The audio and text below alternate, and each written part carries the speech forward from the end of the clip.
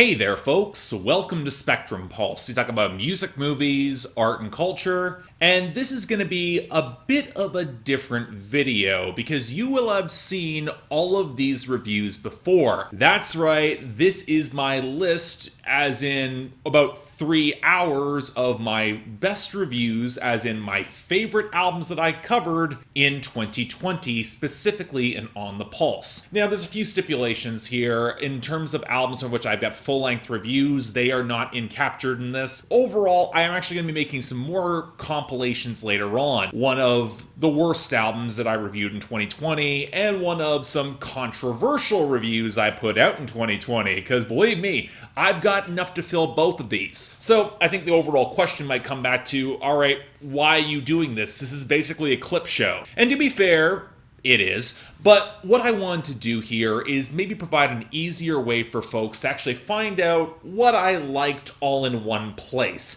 I understand that the format of On the Pulse can be a little bit daunting to watch week after week, especially when there's so many other genres mashed together. And if you guys just want to focus on the stuff that I like and that I might have covered throughout the year, this is all in one convenient location to do so. Also, it's a good way to drive up a lot of user interest, and it might show up a little bit better indexed in search results, so I hope you have fun going through this. Again, got 2 other compilations on the way when I can cut them all together. From Algiers, There Is No Year. Don't wanna know the joy it brings again.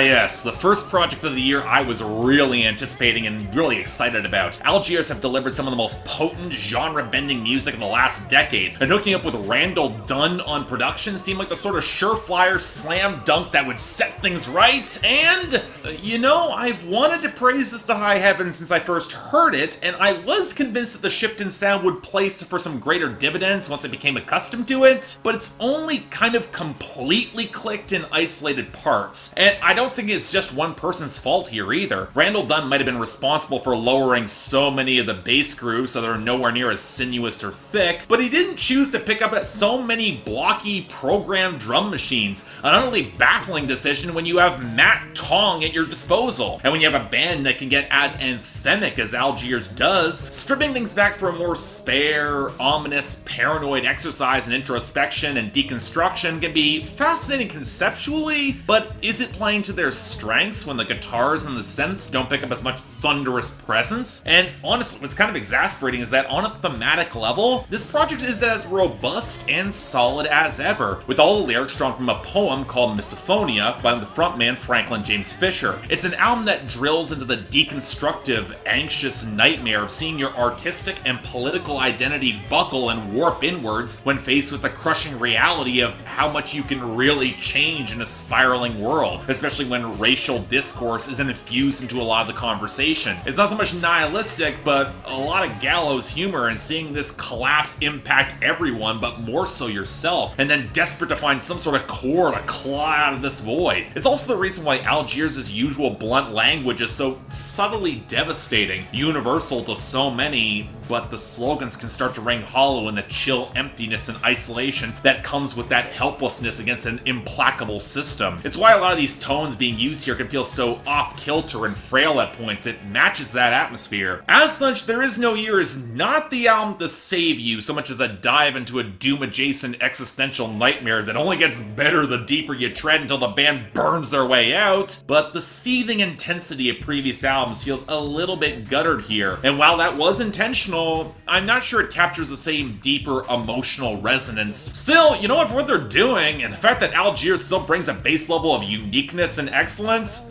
I think this is still pretty great. Solid 8 out of 10, absolutely check this out. Still pretty special. First up, from Little Big Town, Nightfall.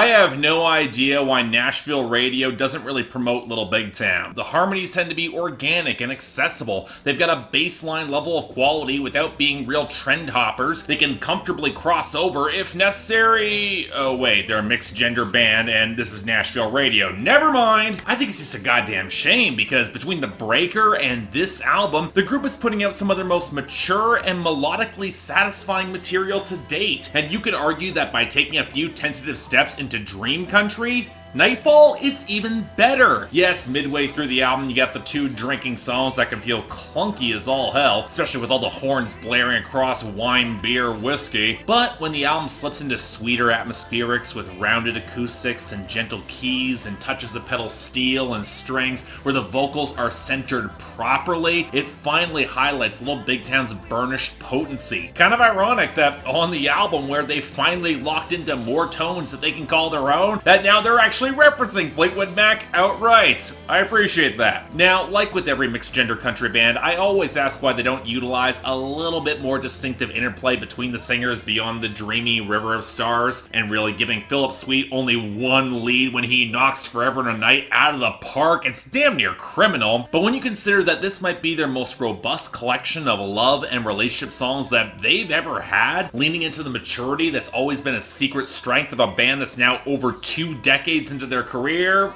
I can't complain. And by the time you get into the goddamn incredible back half of the album, you got cuts with so much subtle progressive nuance like Questions and Sugarcoat and The Daughters, and the stunning slow burn closer Trouble with Forever. Even if this might wind up, well, being slept on by too many people, still a dream worth having. Solid 8 out of 10, you need to hear this. Check it out. Next up, from Terry Allen and the Panhandle Mystery Band, Just Like Moby Dick. We're the only ones in the world that even though she died.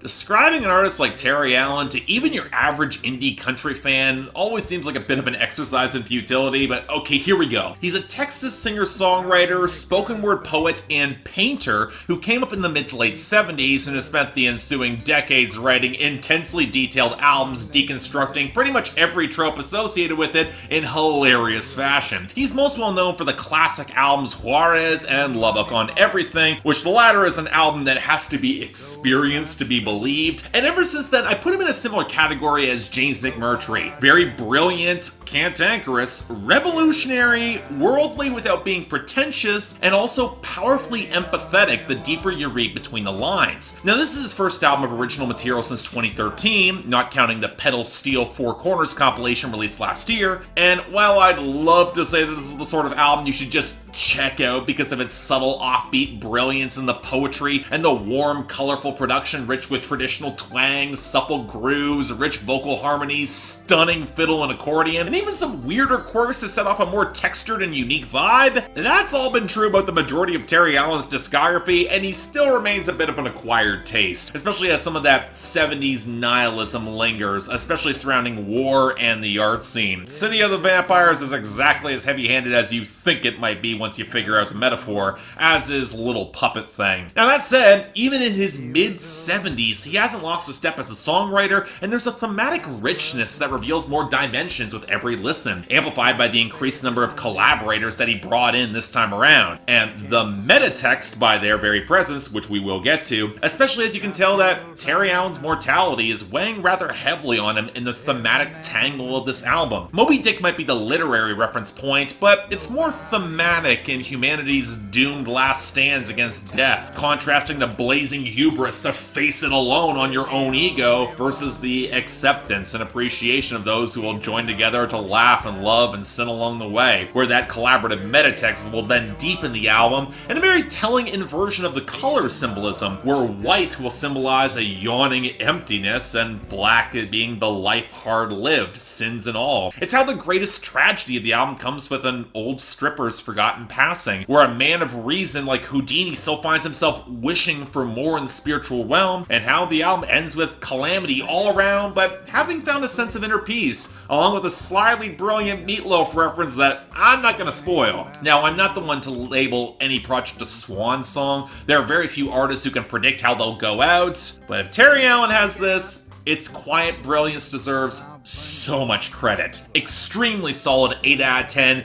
Y'all need to hear this. It's something special. Next up, from We Are the City, R.I.P.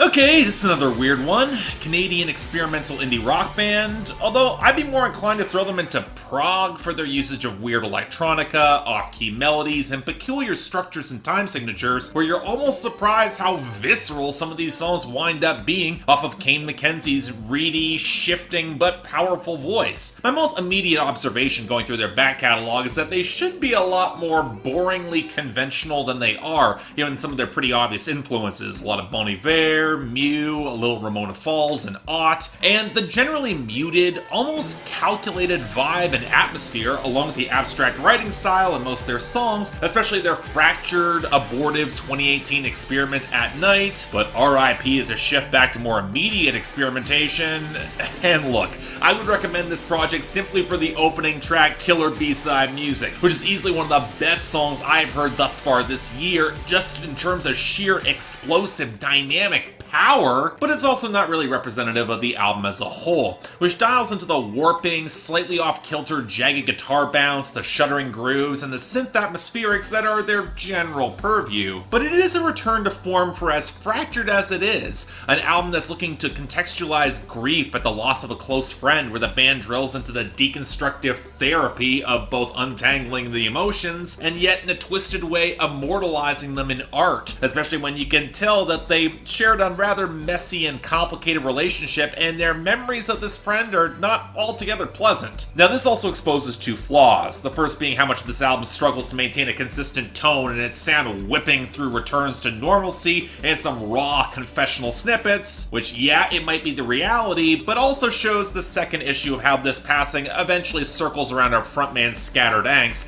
rather than showing more focus. Which again, it's human, it's understandable, but without a more focused thematic core, it does blunt some of the larger emotional impact. That being said, the jumble of sounds and indie rock We Are the City deliver, along with some of the best hooks, does work really well. And I do appreciate when a deconstructive project has a real emotional core, it's not just artifice. Certainly less calculated than they have been in the past, which is very much appreciated. And as such, yeah, I'm erring on the side of positive. Late 8 out of 10, make the time, dig them up, check this out. From Spanish love songs, brave faces, everyone. If you're not okay, but not okay is what's expected. So, as some of you already know, I have already covered this in a solo review, which I encourage you to check out as soon as you can, but I'll also add you might want to get familiar with this real fast, because this could well be my album of the year, regardless of genre. A landmark in pop punk and emo, a generational gut punch. It is a band leaping from greatness into making an undoubtable mark. In other words, 10 out of 10.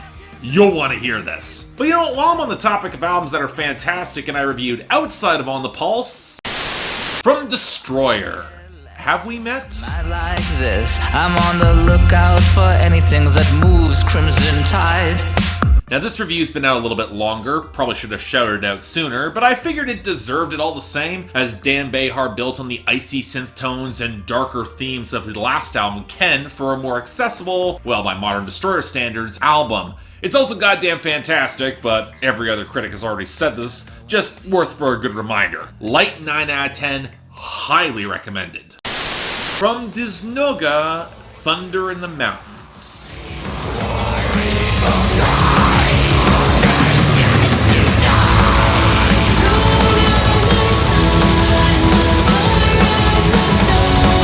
Now, on the flip side, you ever see an act and you just know in your gut that this band is like one or two elements away from being incredible, and thus you feel inclined to judge them all the harder because it seems so damn obvious to you? Yeah, that was me with Dzo-Nga. textured, groove-rich, atmospheric black metal with a lot of folk touches and diverse instrumentation with both guttural screams and some symphonic female vocals. But for a long time they had no percussion, and thus when they've tried, it had been some of the most poorly produced programmed triggers I had heard in a long time. Now reportedly this was their best album to date, where they actually got the drums and percussion right, and you can kind of tell how proud they are of that given how they've layered many of the drums much closer to the front, and are clearly trying to do some more interesting and progressive things with the grooves. But yeah, this is easily Dzo-Nga sounding the most complete they ever have. The flutes and the pipes and the strings and the pianos against the cushions of acoustic guitar and the seething electric guitars that allow the melodies to really pop. But what I love is how well balanced and naturalistic the flow of these songs are. With the complexity, it feels organic, and they're not going to shirk us on the huge melodic hooks on cuts like Flames in the Sky. It plays in a similar ballpark as an act like Sayor, but with more of a pronounced feminine presence and a lot of Native American bent in a lot of the songwriting, although there are some thematic parallels. For one, this is a project that celebrates nature and all her untamed beauty and savagery, and so much about this project is understanding one's fundamental place in it, which of course includes death, something which the male figures on this project will rage against as is this some sort of betrayal, but eventually they'll find balance in accepting it. Again, it's not really an unfamiliar arc in this sort of folk-adjacent black metal. I already brought up Skyforest, but when the melodies are this strong and vibrant and the poetry is this good, we get ourselves a pretty terrific slice of it. Very strong, 8 out of 10, absolutely worth your time. Check this out. Next up from Brandy Clark, Your Life is a Record.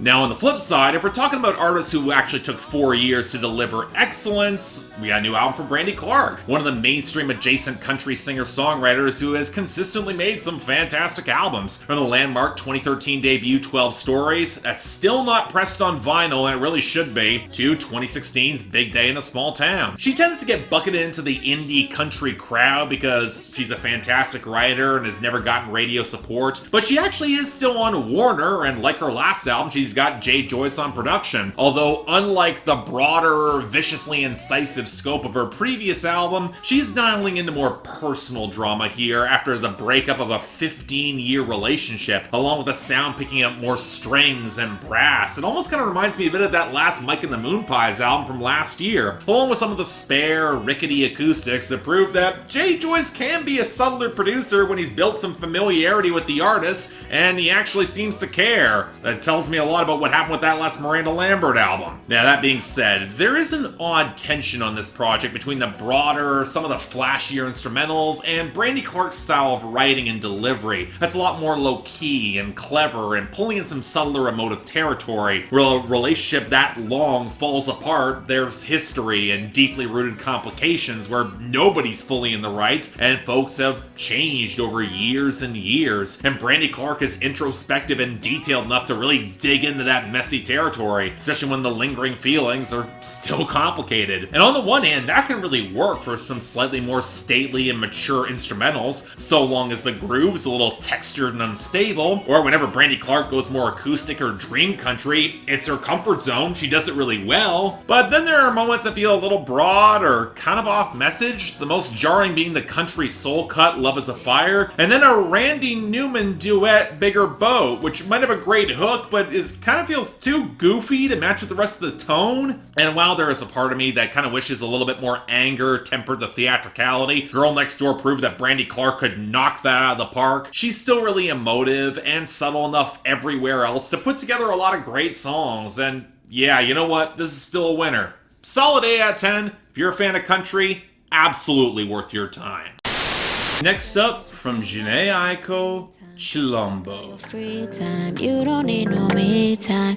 That's you and me time. Am I the only one who's a little bit perplexed by how much actual buzz Jhene has received for this new project? I mean, I like to chalk it up to the organic growth of her following and the slow acceptance that sold out as one of the best R&B albums of the 2010s. But there's also a part of me with the sinking feeling that she's becoming more well known for a specific archetype and a now more popular, understated brand of R&B, because, yeah, she absolutely did blaze the way for SZA and Snow Allegra and Summer Walker and so many others, but that also has meant that her own quiet brilliance has not always been highlighted as strongly as it should have, and that's even getting into the artistic and personal kinship she's found with Big Sean of all people. Yes, I'm giving her all the credit for his slow maturity into becoming a better artist, which means when I'm now discussing her newest album, well, I'm just not sure it gives me nearly as much to say as Sold Out and Trip did, both of which were highly conceptual projects, and this isn't quite that. I'm not saying it's bad, or even that it's not great, as Jhene still has buckets of charisma, and when she locks into her dewy, sensuous vibe on the project's back half, I really enjoyed it. Although, I really do wish she had stuck with more organic percussion and more pluckier instrumentals instead of all the overweight trap beats. Those don't flatter her, but it also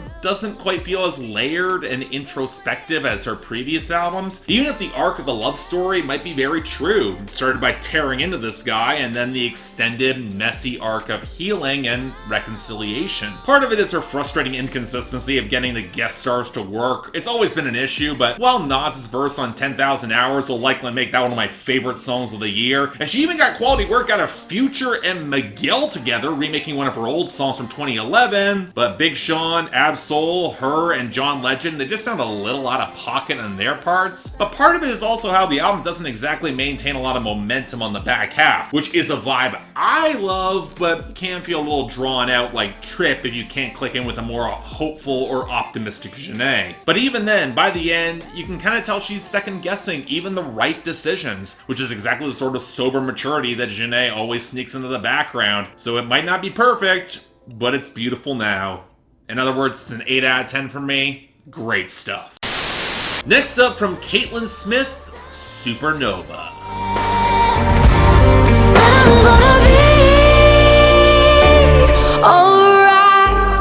Man, this is a project I needed this week. A very welcome follow-up to Caitlyn Smith's star-making pop country debut, Starfire, that was among the best albums of 2018. Although there were some concerns driven by expanding the production team and seemingly sliding towards the more atmospheric, reverb-driven indie Americana sound that's been adjacent to Dream Country but kinda got a little played out around 5 or 6 years ago, and thus the easy comparison for me to make here maybe becomes Florence and the Machine, but with a twangier, more soulful bent. And you know what? I gotta give a lot of credit has to go to Caitlyn Smith for refining a lot of her vocal delivery and technique. Starfire had moments where her delivery could feel a little unpolished, and even as the instrumentals develop more soul and smolder here in the guitars and bass, she meets them in the middle and remains one of the most striking voices in country right now. If you want to go to this album for anything, it's her. That being said, while I think this project is great in its own right, and the closing track, Lonely Together, is goddamn devastating, I would struggle to say this project is as good as Starfire, and it comes down to two factors. The first comes in the production. The switch to Christian Langdon isn't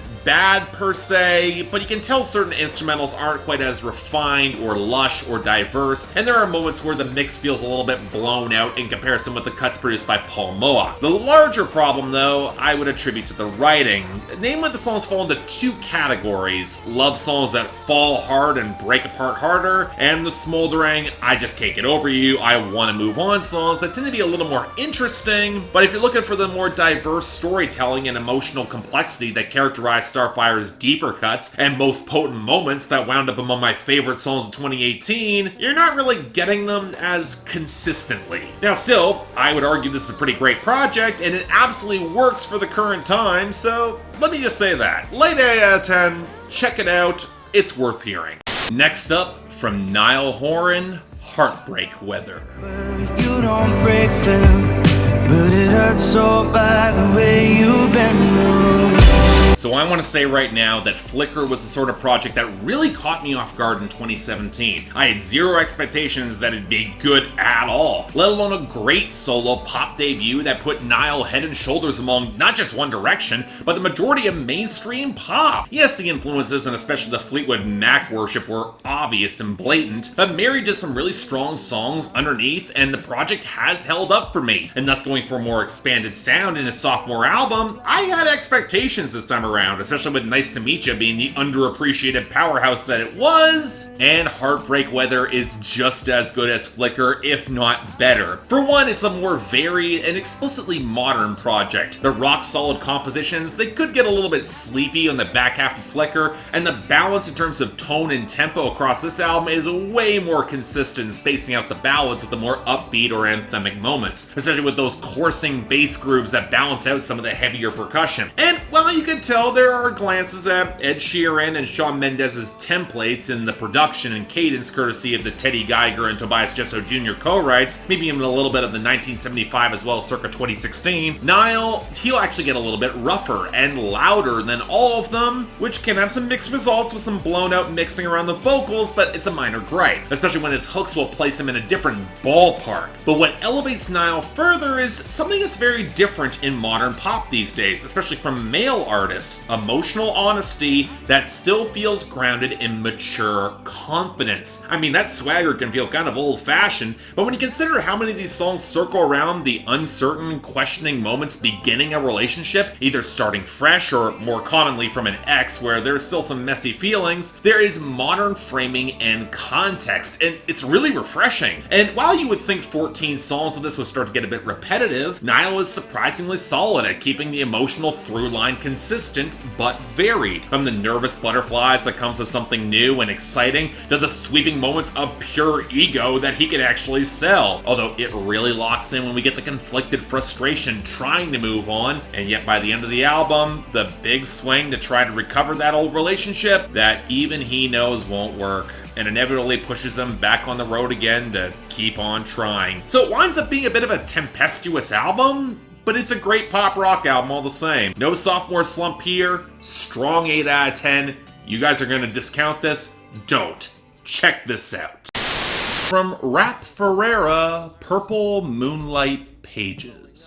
To be such a little person, disappointment cloaks, resentment, wearing a cloak in Wegmans and being escorted out. I've had some people asking about why I hadn't gotten to this one yet. Seriously, folks, do you think I'm capable of rushing out a review for Milo, now known as R.A.P Ferreira, one of the more thoughtful and abstract indie rappers out today? I wanted to give this one some serious, deeper attention and scrutiny, especially given how his last album, Budding Ornithologist or Weary of Tired Analogies, didn't quite connect as deeply as I was hoping. Now, granted, my issue last time was that the more I untangled the content, the less I liked him, so maybe heightened scrutiny isn't quite the answer, but he's also recruiting Kenny Siegel and the Jefferson Park Boys to amplify some of that jazzy side that I was lukewarm on last time, so maybe this would hit more effectively? Well, in parts it actually certainly does. Unlike most people, I'm very much on the fence about how much the jazz rap side works for R.A.P Ferreira in comparison with some of the glitchier electronics, and while his flows and delivery certainly have a lot more energy, there's an increasingly exaggerated theatricality that, when combined with his usual tangled wordplay, can get a bit distracting. It gives off the impression he thinks his artistry puts him on a different tier of insight and wisdom than his peers. And I'm not sure it does. Yeah, the vocabulary is rich as all hell, and it's certainly clever in a lot of the density and references, but I also look at Aesop Rock, or Homeboy Sandman, or Open Mike Eagle, who can be just as convoluted and dense, but never try to put themselves above their audience, and in recent years, they've actually embraced more accessibility. R.A.P Ferreira seems kind of dismissive of acts who get off on confessional prose poems, but that's because there's an emotional core in that music. That's why it works, even if the craftsmanship is rougher, and it's also just as valid. Now, to some extent, that's antithetical to the point he's trying to make, that the pure craft is often disrespected or devalued, especially when it becomes less about the craft itself and more about systemic barriers and privilege, especially when the sheer magnificence of the wordplay should be elevated, and yet you find some form of restless peace in that craft. Maybe that's enough, except for his constant desire to be understood in this form, which is a really potent form of artistic tension, except when he ends the album with the equivalent of a shrug and the creator's got a master plan, which screams of being a cop-out, and an album that will not try to be more disruptive. Which, okay, absolutely fine, it's not really trying to be, but he's once again manufacturing some of his own distance. Still though, when R.A.P Ferreira slides into an off-kilter vibe between vintage native tongues and diggable planets with mixes that are more space spacious and textured, it does work, and it can lead to enough lonely greatness to resonate. Great late night walk album if you can actually get out the house. Light 8 out of 10, check this out. And up next from Gabe Lee, Honky Tonk Hell. Hauling all your money down to New Orleans. She got it. Heartbreakers, smile. So yeah, among the indie country critics, I am late to the party with Gabe Lee, who broke out in 2018 with the lean but impressively well-written Farmland and released this project to a lot of acclaim about a month or so back, and deservingly so. Quietly, it's been a really strong year for country, and Honky Tonk Hell belongs near the top of that conversation, across the board. Hell, just on production alone, I love how varied, textured, and warm this album feels, spanning across the neo-traditional Texas honky tonks to more careful acoustics to some barn-burning southern rock. But Gabe Lee's nasal and expressive and potent singing backs it all up. His vocal timbre reminds me a little bit of Bob Dylan, but he's a better singer overall, and the well-placed female backing vocals are a great touch to augment his considerable charisma. But it's the writing that puts him in a different camp. Most because there's a swagger and eye for detail and coaxing out some pretty compelling stories out of the standard indie pot shots at Nashville and some hard-loving relationships. I think the biggest factor to this is the framing. Mostly now he holds himself to account about as much as any of the women, so even if he's dumping her, or getting dumped, or just making bad decisions in the relationship, he's very much aware of how it all will look, and yet he still has enough rakish charm to let you sympathize regardless. I was actually really surprised when reading between the lines how much of a hellraiser he really seems to be, and he's reveling in it. Indeed, that greater sense of fun has made this album a real treat for me to revisit for the past couple of weeks. I honestly didn't want to put it on the schedule. That mean I would have to move on. And it also makes the more sober, observational cuts like the fantastic 30 seconds at a time, or the questioning moments of escape on Imogene, highlighting the long-term costs of running away. It's just a phenomenally well-balanced album, but one that's so straightforward, I'm not sure I would have had enough material for a full video review anyway. Not that I'd get much traffic, so you know what? This winds up the best possible option. 9 out of 10, the biggest of recommendations. It's gonna slip a lot of folks by. Check this out. Next up from Ashley McBryde, Never Will. I don't want a number you ain't gonna answer. Let's just stick to the one night standard. Oh, I was excited about this one. With their breakthrough in 2018 with Girl Going Nowhere, which I really should have covered, I was considerably impressed by how well she was able to step into the mainstream adjacent country scene, with enough tempered rough edges and hooks to stand out and really solid writing to boot, even with the questionable presence of Jay Joyce as a producer, but he wasn't that bad on that project. So again, I was excited for Never Will, and I really wish I loved it more. Let me get this out of the way now. In the push for greater variety, there is absolutely some gimmicky cuts and production choices made here, with Velvet Red basically sounding like a vintage 50s country song down to some of the pickups, to the utter dud that closes out the album in Styrofoam with the ugly, over-compressed groove and a lot of the spoken verses. Hate to say it, it's a bad joke, but it doesn't match the mood, and Ashley McBryde didn't even write it, and it's a terrible way to end the album. And that's really frustrating, because outside of those moments, while I could argue the album's a bit overproduced as a whole, it's also one of those cases where Jay Joyce's experimentation can strike gold. I like the slow-burning atmospheric smolder of Shut Up Sheila that reflects the burned-out tension that can erupt at family gatherings where there's tragedy, and Voodoo Doll gets close to capturing that white-hot energy of her sultry hookup. And thankfully, for the most part, Jay Joyce does get out of the way,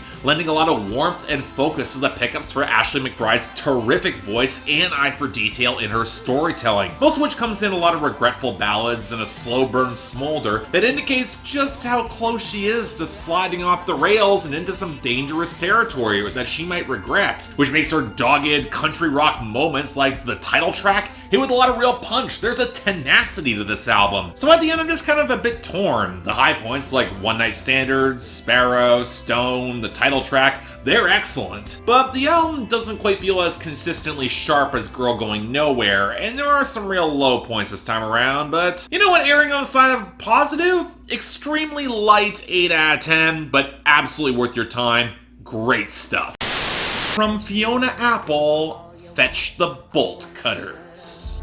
I won't shut up. Kick me under the table all you want, I won't shut up. I already spoke at length about this one, an absolutely great and layered album that can find remarkable emotional balance and nuance in its rawness, but it's also married to a compositional structure that by design might be a little more hit and miss, and that can lead to some moments that can't quite strike true. I mean, imperfection might have been part of the point, but how that'll hit, that's kind of a tricky nut to crack, or in this case, bolt to cut. But for me, very solid 8 out of 10, absolutely worth hearing. Check out the review if you get a chance. Next up, from Rina Sawayama.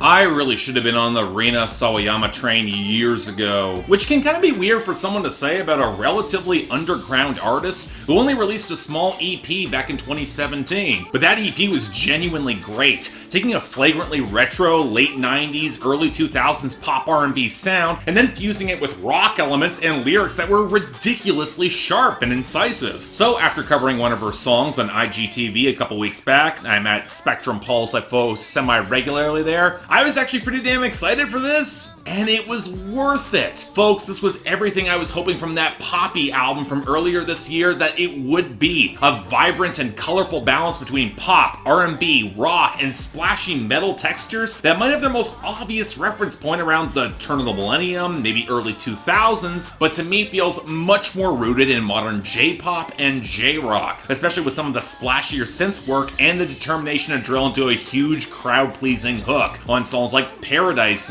or the Christina Aguilera-esque Who's Gonna Save You Now, or the fantastic power ballad Chosen Family, and she actually will bring in the key changes to elevate to the next level. Now granted, her palette also dabbles in splashes of G-Funk and New Jack Swing on Love Me For Me, some trap on Akasaka Said and Snakeskin, some new metal on SGFU, and even manages to make the obvious Evanescence influence on Dynasty tolerable, and that's a factor of content. What I find captivating about this project is how it might seem like she's making otherwise conventionally structured pop songs that don't shy away from the big hooks in the modern production, but also capture both more nuance and a real arc of self-actualization. But not just your standard self-esteem anthems, as Sawayama is specifically focusing on complicated family legacy and generational wealth she doesn't feel she deserves, and a lot of messy feelings about her former home in Japan, a home that she barely knows and doesn't want to caricature in her music, even as the industry is rushing to put her in a box and she has to grapple with that insight and fighting. But it's not all dour either. She knows how to walk the tightrope between emotive melancholy and making some genuinely fun music, which, as I've said, can walk a bit of a blurry line on cuts like XS, but more often than not can really work, especially in forcing the sharp juxtapositions while still sounding cohesive. That's why you get the J-rock elements and they really work. Then when you factor in an album that only gets better the deeper you get into it, seriously, Bad Friend comes out of nowhere and somehow manages to crystallize all the nostalgia for a year I didn't even know I had on pop radio, I'm thrilled to say hype is real. 8 out of 10, this is special. Get on board now.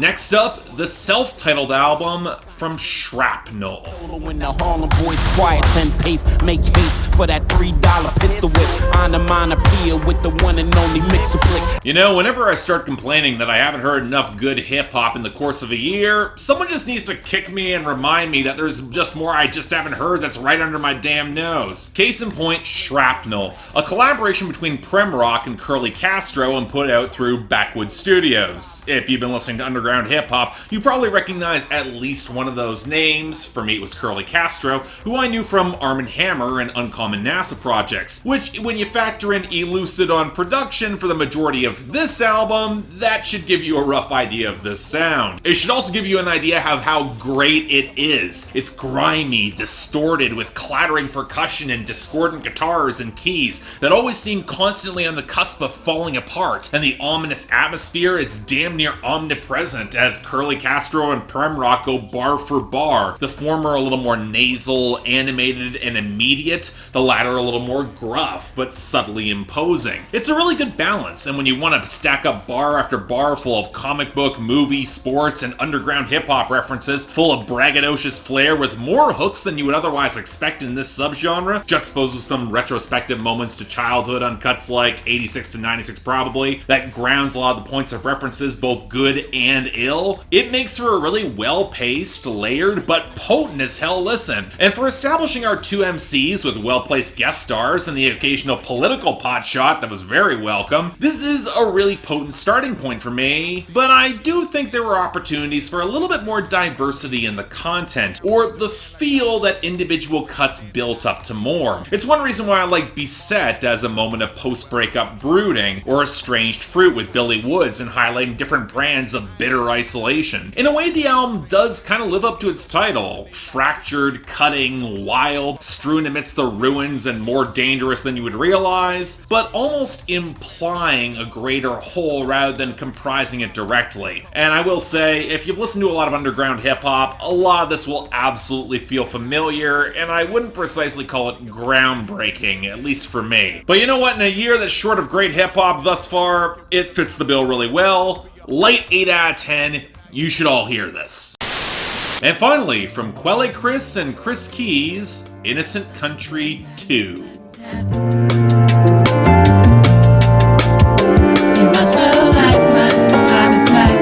And circling back to the topic of great underground hip-hop that I needed to cover, yeah, this was one I saw coming, but it was a follow-up to a project from Quelle Chris that I didn't really love. The original Innocent Country came out in 2015, and it was solid enough, but it was overshadowed by Shotgun and Sleek Rifle and Ghost of the Finish Line beforehand, and its considerably more ambitious projects that I've reviewed in the past couple of years. In retrospect, I might have missed the point initially. As a whole, Innocent Country 1 felt more subtle and low-key and introspective in comparison with the more straightforward bars or outright weirdness that surrounds it, which if you read Quelle Chris's commentary on the album, that was intentional. That project was more internally focused, amplifying the dualities and vices he would later explore in more depth on Being You Is Great, I Wish It Could Be You More Often, whereas Innocent Country 2 is looking outwards, where after a rather hilarious recap and coda to the first album, it's not just about finding comfort and security in oneself, but also among larger communities, with this album making a very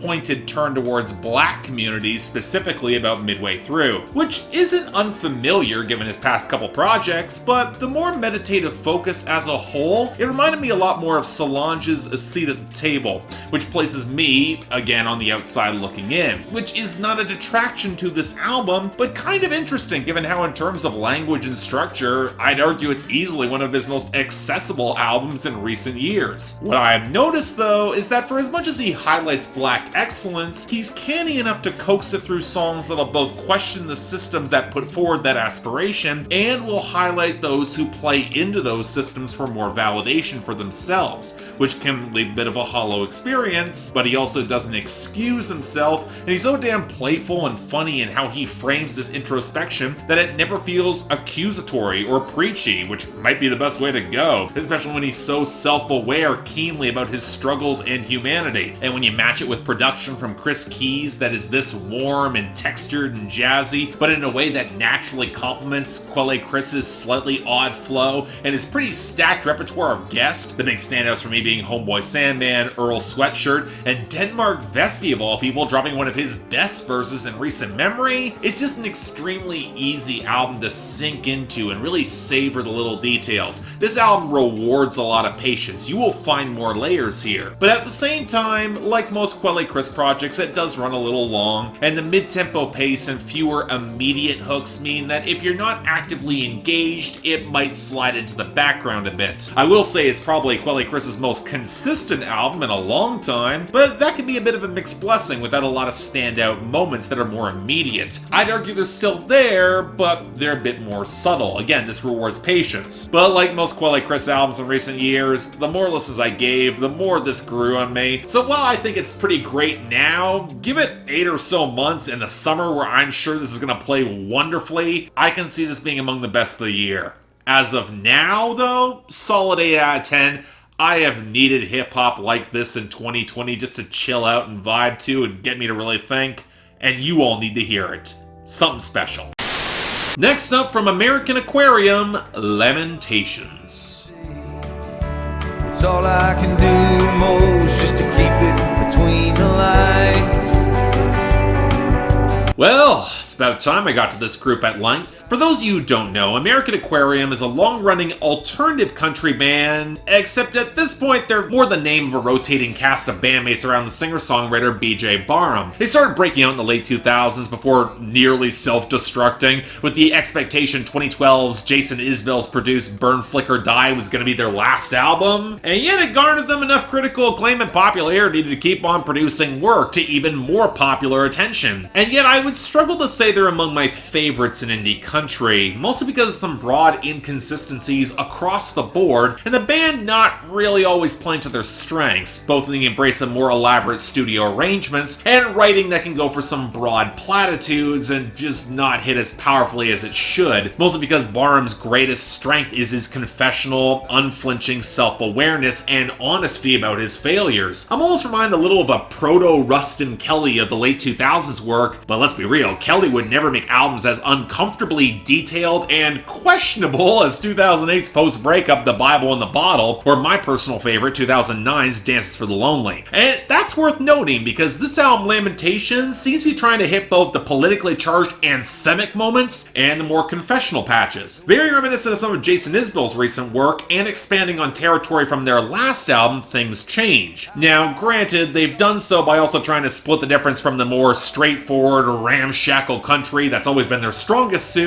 and some slightly stiffer keyboard and synth accented arranged bombast that doesn't quite hit as strongly or feel as well blended. So again, we got a project that's somewhat divided against itself. That being said, it is still pretty damn great. BJ Barham has been forced to grow up a little bit more over the decades, take responsibility beyond himself, and take the longer view. And he's still headstrong despite hitting rock bottom so often that spanning personal demons to societal upheaval, he's just gonna keep on charging forward. And at least some raw moments like the reconciliation with a drunk driving incident on 6 Years Come September, or relationships that are mid-collapse on The Day I Learned to Lie to You, or How Wicked I Was, and those are great songs. And while the politics can feel a little bit scattered on the pro-marijuana song Brightleaf and Burley, it's trying to show weed as a way to rejuvenate American farms instead of opioids, and it only partially gets there, as well as the both sides of me and mine Lamentations. The deep cut A Better South, it's one of the most stridently anthemic and forward-thinking political cuts that Barham has ever made. And when this album actually leans into the richer country timbres of the pedal steel, the organ, the piano, and some of that smoldering guitar, it can be really damn infectious. Now again, I struggle to call this their best, but in terms of recording and writing, it's probably their strongest and arguably even most consistent since Burn, Flicker, Die. In other words, absolutely worth hearing. 8 out of 10, but while we're on the topic of great country, from Hot Country Nights, the K is silent. It's that asphalt. This is the sort of project that I almost want to say you should check out before I say more, but at the same time, the reason I had so much fun with this is because it's so obviously targeted to a very certain demographic and niche that just so happens to include me, but it's an extremely narrow niche. But let's not beat around the bush here. Hot Country Nights is a parody side project of Dierks Bentley, the veteran who's always had the ambition to say that he's going to make some flagrant career left turns, and then the balls to actually do it. People forget that right in the middle of his ascending popularity in the late 2000s, he decided to take a few years to make a bluegrass album that was way more credible than it had any right to be. Now, Hot Country Nights feels like it was made in that same sort of spirit. A parody homage to the late 80s, early 90s neo-traditional country scene by ramping up all the ridiculous tropes to 11. Now, there's an inherent risk to such a targeted parody, namely that there was plenty of goofy and stupid country songs from that era and sound too. And indeed, there are moments where the lines just get kind of blurry, and you just know that Brooks and Dunn, or the late Joe Diffie, or even Travis Tritt, who shows up on this album, they would have played them straight for flat out cornball fun. Now, of course, the way you get around this is the Weird Al Yankovic way, just sounding great enough that you don't really care, and that's where the album really shines. Unlike most parody albums, The K is Silent features some of the most note-perfect neo-traditional melodies, production from Dierks Bentley himself, and structure that I've heard in years, full of rich pedal steel and fiddle and saloon piano and vocal harmonies, and the goofy key changes and outro breakdowns that might as well serve as extended piss takes by the band, but were welcome for it. And that's not to miss the more targeted parodies. The best probably being Then It Rained for a very particular Garth Brooks song, or how Hot Country Niceties take the veiled horniness of that era's more rambunctious songs and then moves it to the forefront, like on Asphalt and You Make It Hard with Terry Clark. Pair it all with the puns galore and the ability to lean into the broad silliness, and you wind up with some of the most fun I've had with an album all damn year. Where my only real criticism is that some of the songs could have afforded to lean into the broader jokes a little harder, or just pack one more funny wordplay, especially around the moments that were George's macho posturing and butt references. I mean, there are some great jokes here, but the underrated master of this sort of subtle joke telling still is Brad Paisley, and this album doesn't quite reach the best of his level. But again, incredibly niche. I reckon that some of these jokes only work so well for me because this sound was that of my childhood. But Dierks Bentley likely made the best comedy album of 2020 with some damn great country to boot. One of his best albums in years. In other words, it's an 8 out of 10. You'll want to hear this. Next up from Ka, Descendants of Cain. Every now and then, in the square off of the fair. Every now and then. Didn't talk, let it air, every now and then.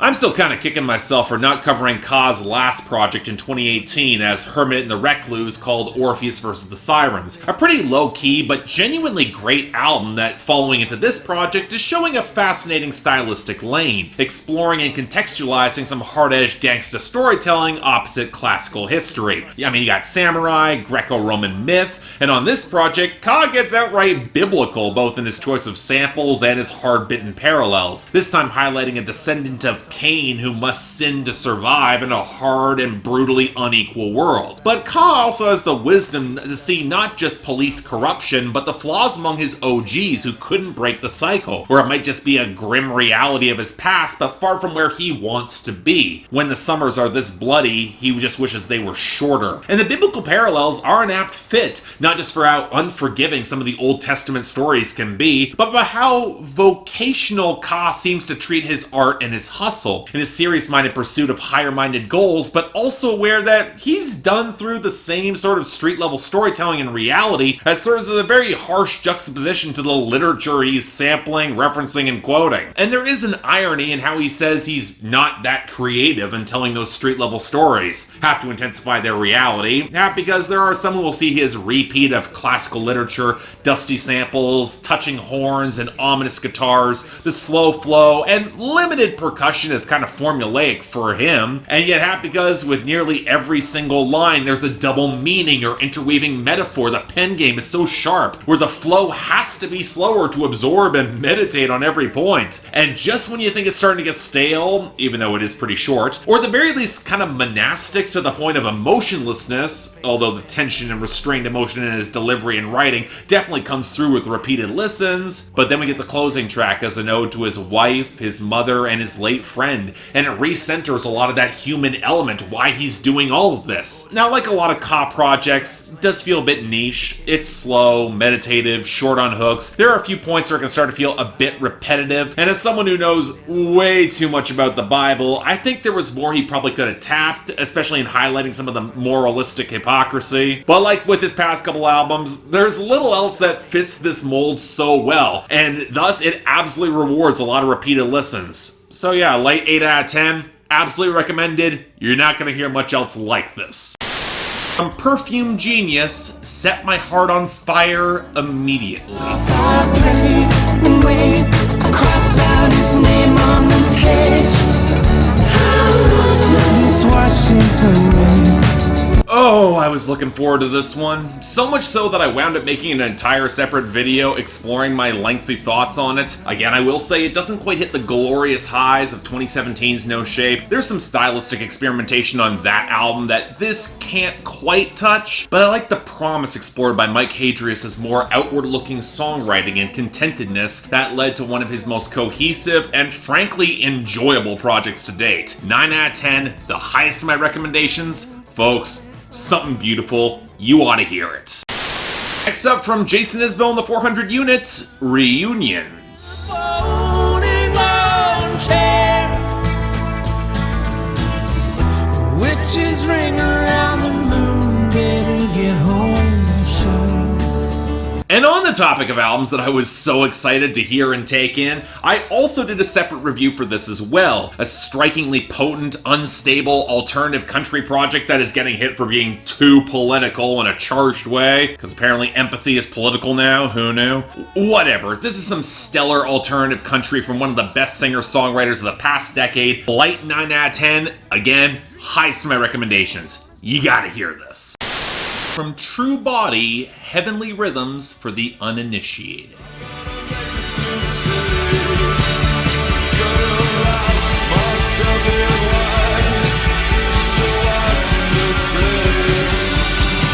Okay, so this is a project that dropped back in April, and I've been looking to talk about for a little bit, mostly because sometimes you need a bit of throwback post-punk and dark wave in your life, like Drab Majesty, and True Body is kind of filling the bill for me. Now granted, when it comes to this sort of sound, I'm going to be looking to hear what differentiates this band from what could have come out 40 years ago, and for True Body, well, what I think separates them is their tones are less obviously electronic, bringing in a thicker cushion of beach house-esque dream pop and embracing more of the echoing, hammering, post-punk edges of the sharper drum work, the peeling guitars, and even some Nick Cave influence and Isabel Moreno Riano's vocals to go along with some of the obvious Joy Division parallels. Now, there's some of that peeling, smoky gloss through the mix, but the underlying grooves are way more kinetic, and they build to some real hooks in the way that a lot of gothic dark wave and dream pop can occasionally miss. And there's more than a few moments that go for that pulsating 80s bigness in their hooks, and that leads to the writing and the rather inspired synergy that the band found, interweaving a lot of traditionally 80s smoldering goth rock and synth pop iconography with a lot of distinctly trans subtext and themes, which takes the dreams of escapism, the questions of faith, the fractured romances, the desperate running wild in the city amidst uncaring power structures seeking to exploit or marginalize them, and gives it some real modern teeth. But it's not just playing for shock in the juxtaposition. No, what's more powerful is how romantic this album feels. It swings big, and it doesn't shy away from a rather tragic moment epitomized in the final couple songs. I will say there are a couple things that could have been fine-tuned. I wish the vocals were layered to be a bit more strident. I wish the rattling post-punk side could cut amid some of the dreamy side with a little bit more punch to match the drums, and yeah, it can drag in spots, and I do think the band is a step away from what could be their best, especially if they push a little further from their influences, but as it is, yeah, this is a great little surprise, and a nice quiet little thing that I found. Light 8 out of 10, absolutely worth hearing. Next up, from Freddie Gibbs and Alchemist, Alfredo. Hit a bitch with that extended clip with that revolver shit, it serve the same purpose. Eagles beaming up the Scotty in my crack lobby, I can smell the cane burning. Michael Jordan, 1985, bitch, I traveled with a cocaine circus. You know, I didn't formally cover the last time Freddie Gibbs worked with Alchemist in his collab with Currency called Fetty. That because I'm not really much of a Currency fan, but also because it didn't give me a lot to say. A lot of gangsta hustling over smooth production, but not quite as punchy or potent as it could be. And I'll admit I had some similar expectations with Alfredo, even coming off of Bandana showing Gibbs continuing to evolve as a rapper, although I still stand by Pinata being his best work to date. But you know, I'll be honest, I'll probably put Alfredo in a similar tier as Bandana for me. It aims a little lower and feels a lot more streamlined, and the content is nothing unfamiliar if you're used to Freddie Gibbs flexing, but that can work to great effect when you got production this buttery and smooth and sample-rich, opposite a lot of Freddie Gibbs' relaxed but still intensely charismatic delivery with really damn solid flows. Hell, Freddie Gibbs' technical prowess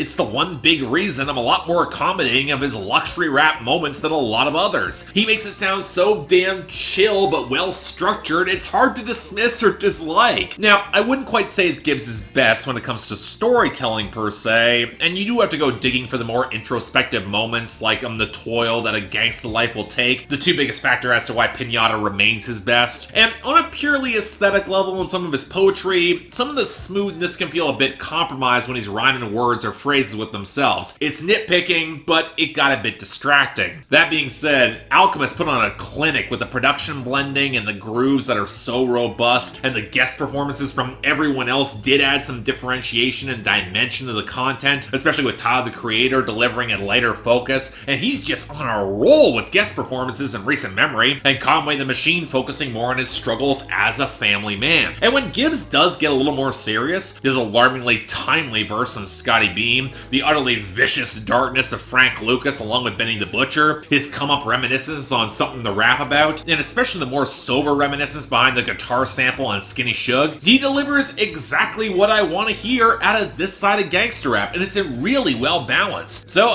yeah, very strong 8 out of 10. It is what you would expect, but really, when my expectations can be this high, that speaks volumes. Definitely worth hearing. Check it out. From Run the Jewels, RTJ4. You go hold the egg, way to bring the check. When we talk, we collision cars. Keep us in your thoughts, fully dressed at the crack of dawn. Weapons that I already had plenty to say in my lengthy review of the album, most of which was a tangled dissection of why I think it's one of the best albums of this year, but didn't quite win me over to the same extent as their last two projects. But it's still fantastic, it bangs like you would not believe in its inflamed downward spiral, and it's worth running through all those flames in order to get there. So, light 9 out of 10, y'all need to hear this as soon as possible. From Backwash, God has nothing to do with this, leave him out of it. no say, who that nigga get it froze? Who that nigga getting on this? Bitches better know say. I'm kind of kicking myself that I didn't get to this immediately when I first heard Backwash on Bandcamp a couple weeks back. Yes, I heard this album before Anthony Fantano's review, and it's only my insane schedule that prevented me from getting to her sooner. So, Backwash's brand of experimental and horrorcore hip-hop, she is described as being driven off of productive rage, which, going back to her short but pretty punishing debut Deviancy in 2019, you can hear the groundwork in her crushing pileup of bars, her visceral delivery, and a lot of the warped production. And expanding off of that into this,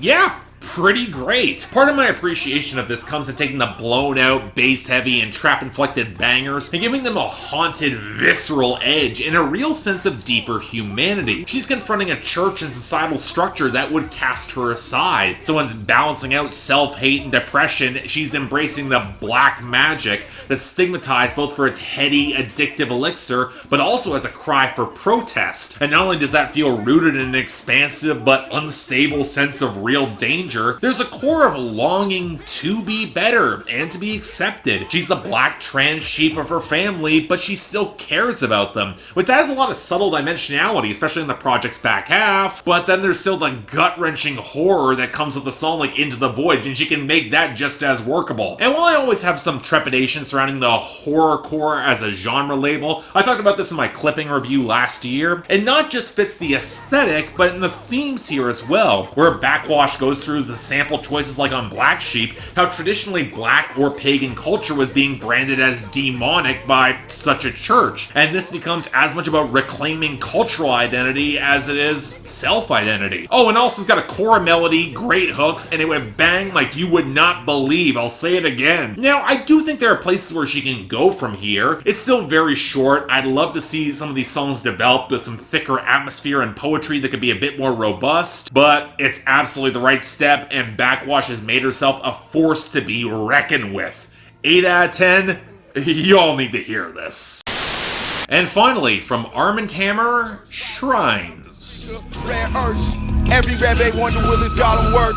Every column wonder if they was the first. I'll be honest, this was not the tone I was expecting from Arm & Hammer, especially coming off the apocalyptic Rome and the thorny labyrinth of Perfume, because the last thing I thought is that this group would actually be getting lighter. Well, that might be a bit of a mischaracterization, but in comparison with how damn apocalyptic and dystopian their last two projects were, and once you decoded them, pretty explicit and all that, Shrines feels like a bit of a detour into more imagery and abstract symbolism than the hard-bitten lessons and harrowing stories that I found so compelling coming from, say, Billy Woods' Hiding Place, or indeed those last two Arm & Hammer albums. Now, I'll always argue there's been a slight sense of dark humor to underscore a lot of their work, but here it feels a bit more obvious in its non sequiturs, not just because of the slightly brighter production, but also that sense of real exasperation in some of the audience getting half the message of change and aspiring for more, but just not following through. So instead you get a bunch of small, scrappy half victories that wind up getting you through the day, but at what cost? Especially when they wind up feeling undeserved, which is what you get in confronting systemic racism and broader societal inequality. Because instead of making that big societal changing fix, you get a lot of drifting half measures that don't fuel the deeper soul. And while you can find some small tokens to moments of success, shrines, if you will, what will they have really driven beyond continuing a potential cycle of violence, or not really breaking you out of it? But I like how the album ends on a tentative note of optimism, first showing a requirement for a subtle internal growth and some self-actualization, but then follow with where and how to enact some real change that will get there beyond the moment, while staying wary of those who might betray the cause from within, which is the big reason I don't find this album nearly as apocalyptic or forbidding as the last two Arm & Hammer albums.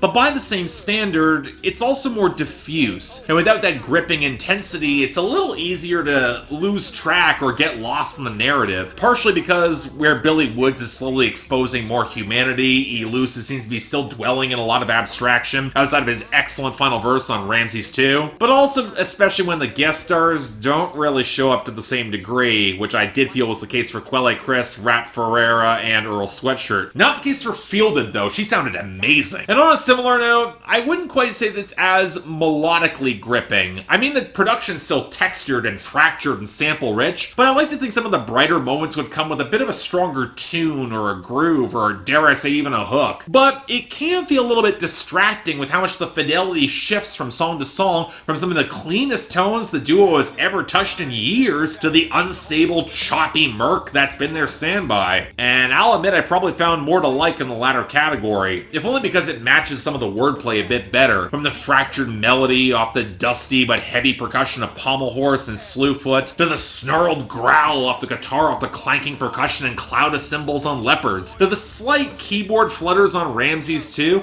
to the stuttered guitar playing off the flattened warps on Flava Flav, or the even more spare electronics on Dead Cars. Although I will say the brighter horns off the bass on War Stories, it really worked for me. But overall, look, I think it's still a great album, but I don't think it's as strong as Rome or Paraffin, although I will fully admit that's more on me looking for a little bit more direct focus and not always clicking with some of the more abstract diversions. And like with every Backwoods Studio project, I will fully expect to have my opinion oscillate a half dozen times before the end of the year. This could well wind up among my favorites. But for now, light 8 out of 10, great rap music, I'm happy I got it. We'll just see where they go from there. From Katie Pruitt, Expectations. I'm still not gonna stop. You can turn the damn thing on.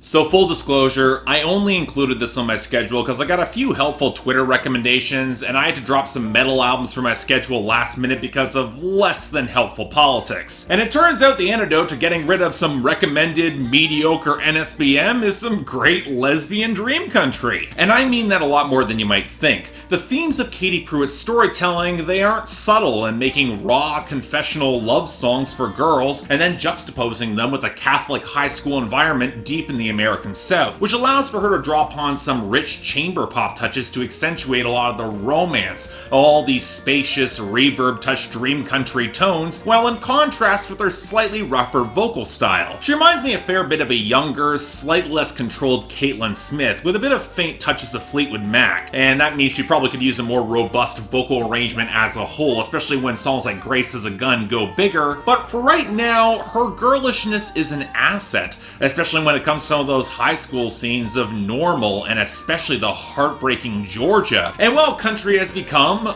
mostly agonizingly slowly, a little more accepting of queerness, Pruitt is writing more for the girls who are struggling to conform to heteronormative standards, but find love in difficult and valid places. And then for when they will act out, break against internal and external expectations, and you'll be damned if you're gonna stand in their way. But then she takes the extra step and adds some stunningly romantic and tragic cuts like Wistful Thinking and especially Out of the Blue, and then the bouncier romantic moments to end out the album like Loving Her and It's Always Been You, ending on a high and mostly optimistic note, which I really appreciate. Now I do have a few quibbles. I made the Caitlyn Smith comparison, and that does mean there are some notes of over-singing, and as much as I like the dream country vibe, it is a project that feels a bit sleepy and could use a few more moments to really kick into gear. But while I am months late to this tone, you know what? I can't think of a better time to cover this than right about now. Strong 8 out of 10. What a great debut. Y'all need to hear this. From Jamie Wyatt, Neon Cross. I'm wearing some pitiful perfume.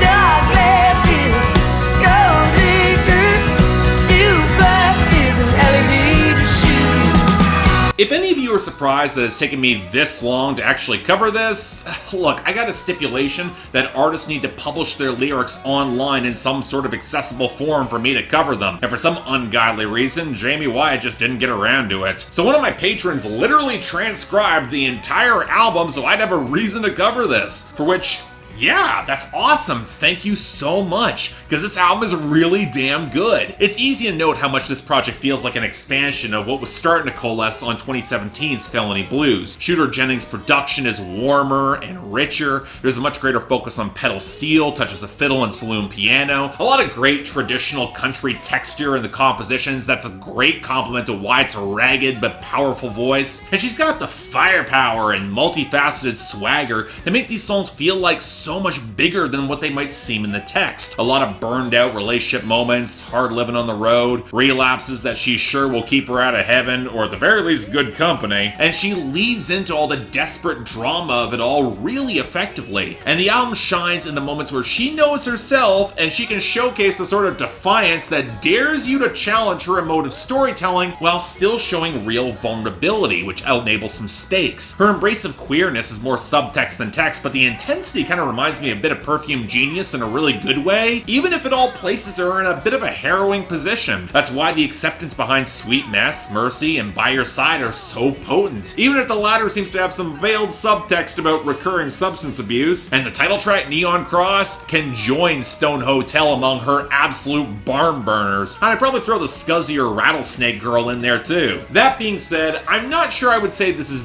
better than Felony Blues, and that mostly comes down to some of the content and themes that are starting to repeat themselves. She's a descriptive enough poet that I'd like to see more than just her exasperated and sarcastic hard living set to jaunty major chords, even if she can work that to remarkably complex effect on songs like the country-politan Just a Woman with Jesse Coulter. But as it is though, you know what, it's as great as any indie neo-traditional country fan will tell you, and while she's facing some stiffer competition this year in 2020, she's still a worthy as hell contender. Light 8 out of 10, highly recommended. From Patricia Taxon, Gelb, Rosa, and Schwartz. Happy we live beneath tonight. Parallel scenes, woven dreams. Cover this valley and mothers this home.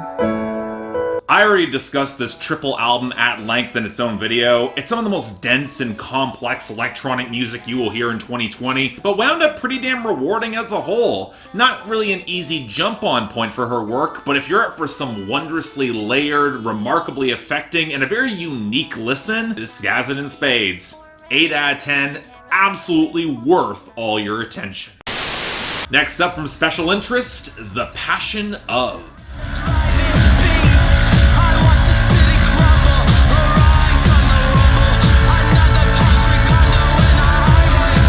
Okay, this was a pretty intriguing act to find randomly on Pitchfork the past week or so. For those of you who are not aware, Special Interest is a glam punk no-wave act out of New Orleans, ramming together squealing guitars, shuddering bass, fractured percussion on both drums and drum machines, and the raw, howled punk vocals from frontwoman Allie Logout that have an odd sort of magnetism through warped instability and a targeted political edge in bringing a distinctively black and queer energy to the sexually charged scene, or really just giving voice to the roots in that scene that have always been there but often ignored or silenced. Now, I will say their short debut Spiraling from 2018 didn't really impress me. The compositions didn't quite come together, the sloganeering felt a bit undercooked. You can tell they were still getting a firmer handle on their atmosphere and their overall approach. So framing this album as a partial sequel with some noticeable references did seem a bit questionable, but at the same time, it's a good springboard into a great album, because this is an improvement across the board from that debut. I'm still not quite crazy about how some of the vocals can sound a little bit buried, and Logout's punk brattiness on a couple of songs, they might fit the content, but they just didn't always click for me. And I will question ending the album one with love instead of the much stronger Street Pulse beat, but otherwise, this is exactly the right kind of amplification for this brand of no-wave. The percussion is thicker and pulse-pounding, borderline techno with some of the gummy metallic punch. The bass grooves are richer and a lot more defined. The guitars will squeal and sputter, but they can also seethe and bring more of that texture. And the content splits the difference between some rather creative and vivacious sexuality and the pointed social commentary on its stifling by culture at large. And I appreciate how homogenized Milk drills into the underlying insecurity and degradation of culture that comes with gentrification, the reinforcement of poverty's entrapment on All Tomorrow's Carry, and really how With Love not only channels survival, but revolutionary freedom and the fruits of that labor. You don't get songs like Head or Depravity such as this without some of that underlying context. And that's the point. Again, I want to stress how raw a project like this feels, but in a similar lane to an act like Algiers, I see tremendous potential, and I want to see what sort of greater refinement and maybe a little bit more focus can bring, so yeah, light 8 out of 10, you're gonna want to get on board with this now. And finally, from Brett Eldridge, Sunday Drive. Love's coming my way, and the sun ain't even shining. You know, I've heard a surprising amount of buzz for this project, and not because of any big single, but because Brett Eldridge seemed like he was ditching mainstream Nashville for a change for something a fair bit more interesting. Even recruiting some producers who worked with Casey Musgraves on Golden Hour and penning the vast majority of the compositions himself. Now, this was actually kind of exciting for me. Brett Eldridge can be a really unique and potent writer when he wants to be, and given how I've got a fondness for some of his more wild pivots, I was curious how this might turn out, and my god, I did not expect this at all. Let's not mince words here. This is Brett Eldridge's best album to date, with a title track that will be in contention for the best songs of 2020, and probably the most complete example of a perennially underrated Nashville country artist able to finally cut loose and deliver something so strikingly great and unique since, hell, probably Randy Houser's Magnolia. But it's not blind to Americana, or indeed anything like Casey Musgrave's psychedelic side. Fall for Me is probably the closest example to her sound, so much as it's a borderline throwback country soul album in the vein of what Ray Charles put out in his country years. Which makes sense when you remember how much Brett Eldridge has idolized crooners of a much older generation, but has a much distincter, more craggy vocal tone than you think he would not imitate them them that well, but it does add a lot of unique flavor, and from there he builds on his strengths effectively. The guitars and pianos are warm and rich, the arranged elements and horns, they're there, but very tasteful. The grooves are refined, and there's a mature, good-natured heft to Brett Eldredge's delivery and writing that's just so damn remarkably charming. I rarely say that an artist's soul-searching pays dividends in their art, but with Brett Eldredge, the leap forward he made, you kinda can tell it did. Now, that's not saying this is perfect or a transcendent project. I can tell a lot of folks are gonna call this a bit too mid-tempo or adult contemporary, and I do wish there were more songs that had the impact of the title track in the writing. There are absolutely some standouts, like the hopeful optimism of Good Day, the reflective side of Crowd My Mind and Gabrielle, or just the storytelling of the bouncy Magnolia, or especially Then You Do, often backed up by some splashy acoustics or mandolin, or just a really great hook. It highlights how when Brett Eldredge gets specific and adds that little bit of flair for detail, he can strike gold pretty consistently too. And indeed, if he had brought a bit more of that detail to the most direct soul songs here, this could have been among some of the best country music of 2020. But as it is, it's still absolutely great. It's worth a lot more attention than it'll likely get. Very strong 8 out of 10, huge recommendation. This is something special. Next up, from Neon Trees, I Can Feel You Forgetting Me.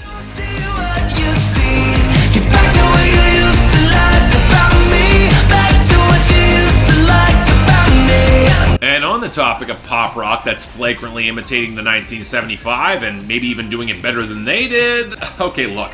I've always been a bigger fan of Neon Trees than many self-respecting critics would ever admit, especially coming out of the 2010s. I mean, Habits was stacked to the gills with some obvious splashy pulls from the Killers, but that didn't make it any less insanely catchy, and expanding more of their sound on Picture Show made for an act that had a lot of color and promise, and then Pop Psychology wound up a pretty desaturated and mostly forgettable project, and then the band vanished from view for years as their frontman Tyler Glenn put out a solo effort in 2016, and I was just thoroughly disappointed. I wanted to see a lot more of this group. But now, 6 years later, and on their own indie label, they're looking to roar back with the sort of sly self-awareness that's always been lurking just beneath their lyrics, and it actually wound up really damn good, if a little bit derivative and swapping out its obvious influence points, as I already mentioned. But what's also worth bringing up is how it's not like the 1975 are making great dynamic pop rock right now, and Tyler Glenn, he's not the type to step out of the spotlight in the same way Matt Healy did, and I cite that as a major positive. Leaning into all the manic, horny energy exploding through every angle of this project lets Neon Trees embrace the technicolor bigness of the best 80s new wave. The stark, splashy synths, the thicker grooves, a punchy blur of gated drums and drum machines that still sound big, and enough guitar texture to not feel completely synthetic, even in some of the more faded synthwave moments on the back half of the album. Now,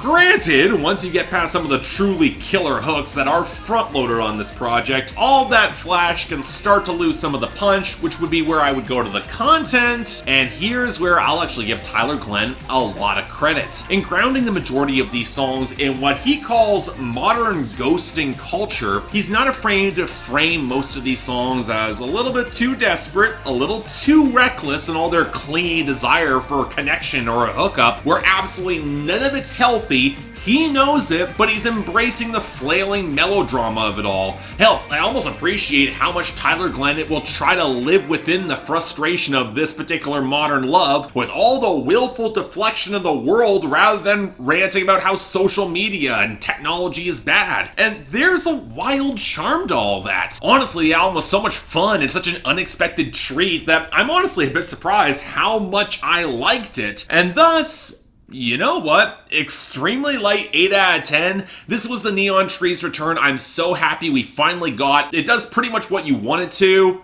You should definitely check this out. Next up, from Laurie McKenna, The Balladeer.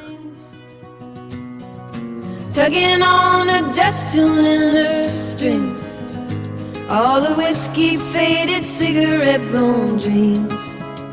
She brings herself to her own knees with every line so delicate. At this point, I've reviewed Lori McKenna twice already. Her sound is comfortably entrenched. Fantastic production courtesy of Dave Cobb, the sort of deceptively devastating lyrics and thematic color that places her among my favorite writers in modern music. She's the maternal powerhouse of modern singer-songwriters across country and folk, but if I were to be critical, I did think that The Tree in 2018 was a tad bit sleepy and was starting to default to the sedate mother knows best wisdom, where the charm can start to wear a bit thin. And I was curious to see if Dave Cobb would eventually encourage her to take some instrumental chances, and in a way, she actually does, because on this project, The Balladeer, the arrangements certainly feel a little bit more layered and lush, or at the very least less dry than previous albums. The one thing I notice is that the mix tends to emphasize a little more vocal depth for her, either through adding in some multi-tracking or backing vocals, or just a bit more reverb, which accentuates her performance really effectively. And the harmonies contributed from the women of Little Big Town and her fellow Love Junkies members Liz Rose and Hillary Lindsay. It's a really nice touch, especially in accentuating the natural organic warmth here. So, okay, a richer, more well-balanced mix, better performances overall, and even a slightly more upbeat approach with The Dream featuring an expansive and beautiful outro. This should be another slam dunk for her, right?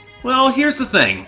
I'm not sure the songs themselves rise to the absolute best of what I know Lori McKenna is capable, and it goes from both the lyrical construction, where there's some weird dropped rhymes and verses that feel a little bit odd coming from McKenna, to even some of the content. Now, again, some of this might be age. I've said in some of the more domestic notes of The Tree, they probably resonate way more with an older audience who is closer to where she is in life. And there are absolutely cuts like When You're My Age, Until You're Grown, that I could see working incredibly well for, I don't know, my mom, or hell, even for me in 30 years. But you know what, The Tree still had The Lot Behind St. Mary's, which along with the best cuts from The Bird and the Rifle and Lorraine, they had a lot of the specific, cutting, borderline transgressive detail, but also a resonance that felt universal, not just confined to that situation. And here, I don't know, I'm not sure I'm hearing that same added cutting piece in the same way. Yes, songs like This Town Is a Woman and the title track have a lot of powerful detail. They're absolutely great highlights to start the album. And when Lori McKenna can trace through the wistful hypotheticals coached through family life on The Dream and When You're My Age, or even Till You're Grown, which, yes, could come across as an obvious mom advice song if some of it wasn't very cleanly rooted in some real experience. But at the same time, songs like Uphill and Good Fight, they feel a little closer to some lukewarm platitudes, and Stuck in High School feels like We Were Cool, but a bit more slapdash and with a weaker hook. So as a whole,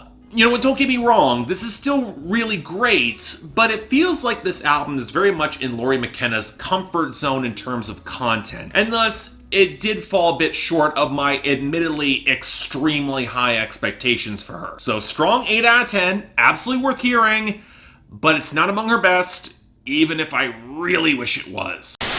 Next up, from Alanis Morissette, Such Pretty Forks in the Road. The reasons I tell everybody I'm fine even though I am not. These are the reasons I overdo it.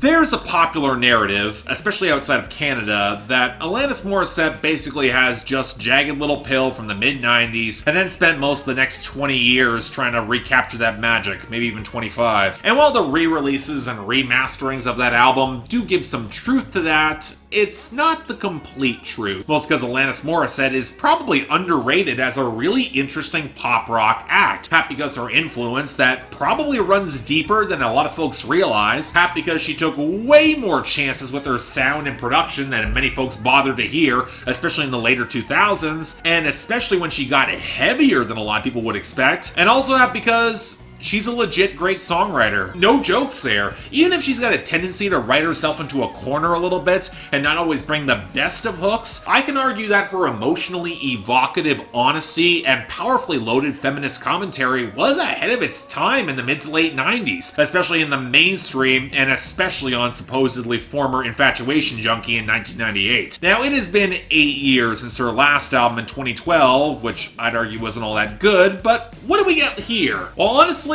both a fair bit more and less than I expected. And I want to start with the positive because Alanis Morissette is such a singular poet when she bends cadences to fit her unique vocal timbre, which if you got a specific fondness for a conventional poetic meter or flow of syllables, this will drive you nuts. But I gotta admit I like it, because not only does it place emphasis on words in interesting places, but also because she's a great enough songwriter to make these flows stick into more unique songs. She knows what she's doing here. And there's a lot of soft focused piano ballads on this album, but they feel more unique because of Alanis Morissette's writing. And now she hasn't quite left the 90s and grabbing more jagged, minor chord inspired progressions. Maybe more conventional 20 years ago, if you weren't paying attention for the details, but they stand out more now, and I'll say that's a positive. And that also draws attention to the writing in a big way, where, once again, she doesn't shy away from exploring the exhausted deflection from emotionality and abuse that so many women have had to utilize instead of just realizing her flawed humanity, exposing it for us all to see, and showing that vulnerability. She's always had an eye for emotive complexity and very level, complicated framing, and it is on full display here for the better. From the weary string of miscommunications that she might have had with her husband, to struggling with postpartum depression, to lingering trauma that she's written about for years now. It's just maybe now a couple more folks will get the point. Hell, songs like Sandbox Love, they're exploring how to have a sexual relationship post-abuse, and there's a blur of complicated emotions and the gleaming U2-esque guitars somehow managed to cast. That's a relatively unexplored situation with new partners, but it's very relevant. But it also highlights a frustrating duality of this project. The writing is uniquely Alanis Morissette. If you're on board, it's thrilling and potent,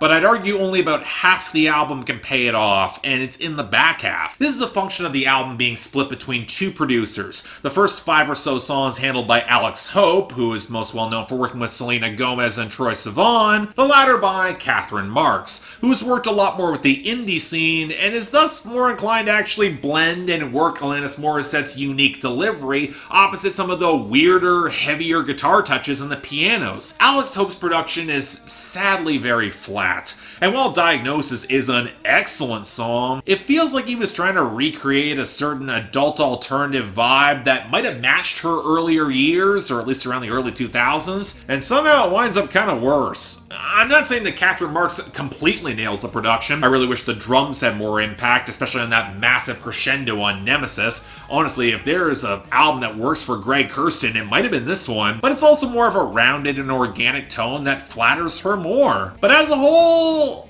okay, look, it'd be easy for me to point out to say, if you like Alanis Morissette, you're gonna like a lot of this. But I think the larger problem is that most people have an idea of what Alanis Morissette makes that's more based on cultural memes than actual reality. And I think that's kind of unfair to an album that's a solid production touch-up away from being really excellent. And yet for me, extremely light 8 out of 10. I enjoyed this a lot more than I thought I would. It was only grown on me and deserves a lot more attention. Check it out. And finally, from Creeper, Sex, Death, and the Infinite Void. Love can feel like suicide. I'm not gonna mince words. I didn't buy for a second that Creeper broke up after that late show in 2018. Mostly because it made no goddamn sense. They were on the rise, their tour and festival appearances were winning an audience off a great debut with a die-hard cult following, cult in more reasons than one. To end it all that quickly, it would have been the sort of wasted potential that Roadrunner would not have thrown so much money behind. Ergo, when they started releasing singles again after having reunited, I wasn't surprised, but I was excited. But I was also left with the feeling that many folks might have already moved on if they thought that Creeper had broken up for good. A lot of people have short attention spans. And then the pandemic forced another delay at the worst possible time. In other words, this band had to really knock this out of the park. There was a lot on the line here, especially if they're going to switch up their sound too. And I would argue they might have stepped towards that in a big way. And let's address some of that change in sound first. I called this back on their debut, but more than ever, this album is getting kind of flaky flagrant with the exaggerated hard rock Meatloaf references, especially in how it pulls and twists across glam rock chord progressions with a broader array of bombast and even some interludes that sound yanked straight from Bat Out of Hell. Hell, to touch on some of the content briefly, it even matches some of the hyperbolic storytelling, where the earth will end in 7 days, apocalypse will come down from God, a message delivered from an emotionless angelic anti-hero crashing on earth from beyond the stars, who then falls for a gothic heroine, and then they spend those 7 days running wild and trying to escape the corruptive ex of our heroine. In other words, if you're expecting the frenetic, hardcore punk side of Creeper, this is absolutely not going to give you what you want. But I will say, as somebody who always appreciated their dives into more expressive, melodic territory that's more theatrical, especially with some richer orchestration that's slipping in behind them, how very Green Day of them, come to think of it. It's a step that varies their sound within the sound of punk, and for the most part, I really like that. But it even goes further. Touches of rockabilly, some smoky alt country, the obvious callbacks to Rocky Horror Picture Show, all wrapped into some campy excess that, of course, is going to include the saxophone and some emulated theremin. And while this could all be so silly, there's a surprisingly earnest core to the sound, where the bonus piano ballad All My Friends winds up feeling thematically appropriate. It can feel like the end of it all right now, where a history of angst and pain might bind people together. It's not so much a moment of reprieve as where everyone is there together for it, and it's a powerful closer. Really, the only point I would hold against this is that, like their last project, they feel a little bit lean in both the unique lyrical detail and some of the production. I feel like a producer who could really fully amplify their grander moments, and I'm also fully aware that that desire comes from a more lush sound, comes probably down to wishing they'd sound a little more like Kyle Kraft, but with a heavier theatrical goth streak, especially given some of their own retro stylings they're using now. But as a whole, you know, I don't think there is a single song here that is better than Black Rain, although check back by the end of the year, that could very easily change. This stuff is catchy and it grows on me. But I think I might like Sex, Death, and the Infinite Void even more as a whole. It's pure camp, but with the craftsmanship to make it last and have some real greatness. Solid 8 out of 10. You're out of excuses for sleeping on this group. I'm so happy they are truly back. Next up from Marlowe, Marlowe 2. You would never see that. Use the trap though. Chop it up with ya, like I really mean it. I don't keep still, I just take the scene. I stand by 2018's Marlowe as a pretty underrated hip-hop album. The textured kaleidoscope of samples that Larange provided gave just enough kooky energy to Solemn Brigham to ride effectively. And while the album did eventually feel like he was writing himself into a corner, throwing out as many tricks as he possibly could to hold on to your attention, is also kind of the thematic point and was supported by the production samples. But enough critics had the feeling that Solemn Brigham could push himself beyond just great flows and into more introspective content, which is why I have to wonder why they don't bother with that critique for so many trap artists they will heap praise upon. But hey, Marlowe 2 looked to be a tighter, more refined experience. And you know what? It is, but I also think it might be considered a lateral move more than an outright improvement across the board, as I don't quite love this as much as I was really hoping that I would. Now, partially this is because for Solemn Brigham taking more steps to expand and diversify his flows while keeping his careening nasal flair, we are still on very much of a similar arc to the first Marlowe album, where our frontman will double down on a mad scientist, lone hustler mold, and then will lead you deeper as far as you might dare to go. I think he knows that his greatest strength as a rapper comes in his technical showmanship in terms of flow and melody, rather than a lot of storytelling or unique lyrical detail. But like with the first Marlowe album, there's more beneath the lines, and he shows off more dimensions surrounding that exasperated rat race, which leads to a sequel interlude where his Carnival Barker character gets all his exhibits repoed, only for him to protest that they really aren't all that special. I appreciate the self-awareness there. But Solomon Brigham also has 3 new tricks up his sleeve tied to his relationship with his audience. 1, the artifice works to help him, and you actually feel something in the art. Number 2, it's not like his hustle is all that different than anyone else's, so why throw unnecessary judgments when you could both target that oppressive system? But most importantly, you followed him down this rabbit hole in the first place, and ergo, you're probably not all that far removed from where he is, so why not find a bit of solidarity in the weirdness? And there's a nice bit of odd comfort in that. But okay, if there is advancement there, why call this a lateral movement? Well, that might actually be tied to L'Orange, to my surprise. I said this with my first Marlowe project, that a lot of his sample-rich production had a tendency to overwhelm his collaborators, which, I'll be blunt, that's been my issue with his Jeremiah J collaborations, and thus, I think he might have tried to pull back a bit, give Solomon Brigham a little bit more space to breathe and shine, but L'Orange may have overcorrected here, as many of his samples feel a little bit more muffled and lacking some of the same wild kookiness of the first Marlowe. Ironically, I just don't feel the album is quite as colorful. And while there are some great moments like the shuddering guitars on Small Business, the bassy Royal with the splashy horns on Future Power Sources, the Marlowe 1-esque Sawdust Underground, and you got some of that terrific creaking bounce of Same Team, and you know what, even a few of the wonkier interludes, I'm just not quite sure that they hit that perfect balance point just yet. I think there's more potential to be mined here. But as such, light 8 out of 10, definitely recommended as some great hip-hop in a year that's been pretty quiet on that front. But again, still more room to grow. I want to hear more.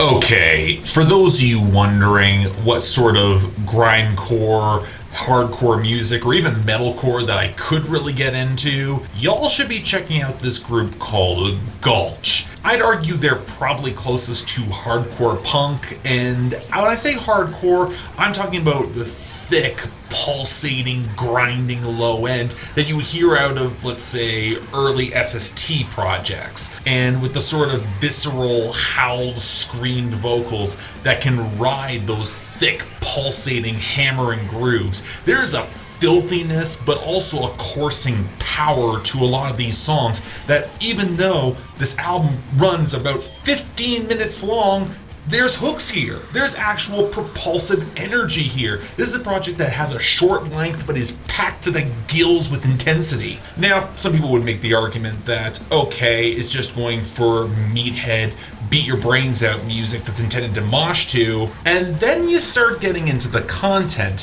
where I'd argue there's a lot more of a primal intensity that comes to a lot of the writing. It's intense. There's a lot of things going on in said skull that you're trying to leak out in the face of the primal horrors around you. And go even further, you can argue that while you might want to try to fuck your way through the pain in a larger, entrenched, broken system around you where you're inevitably going to be tumbling down, might be all you can do. Now, I will say, an album like this, there's not much you can do to improve upon it. It's pretty direct in a lot of its appeal. But I will say that there was some richer, heavier, crunchier textures that were even a little bit more filthy on their 2018 EP. I find this a bit cleaner in spots, but on the flip side, if you're going to end the project with a cover of a Susie and the Banshees song and you do it this well, proving that you can slow down a little bit more and still maintain that visceral appeal, yeah, I'm on board. This absolutely fucking wrecks. So, solid 8 out of 10. For those of you who are into hardcore and metalcore and you want something that's this punishing, check this out. Next up from Seeming, The Birdwatcher's Guide to Atrocity. When I woke, blood was gone. For a flash I'd seen the hope I pedaled in the white beyond.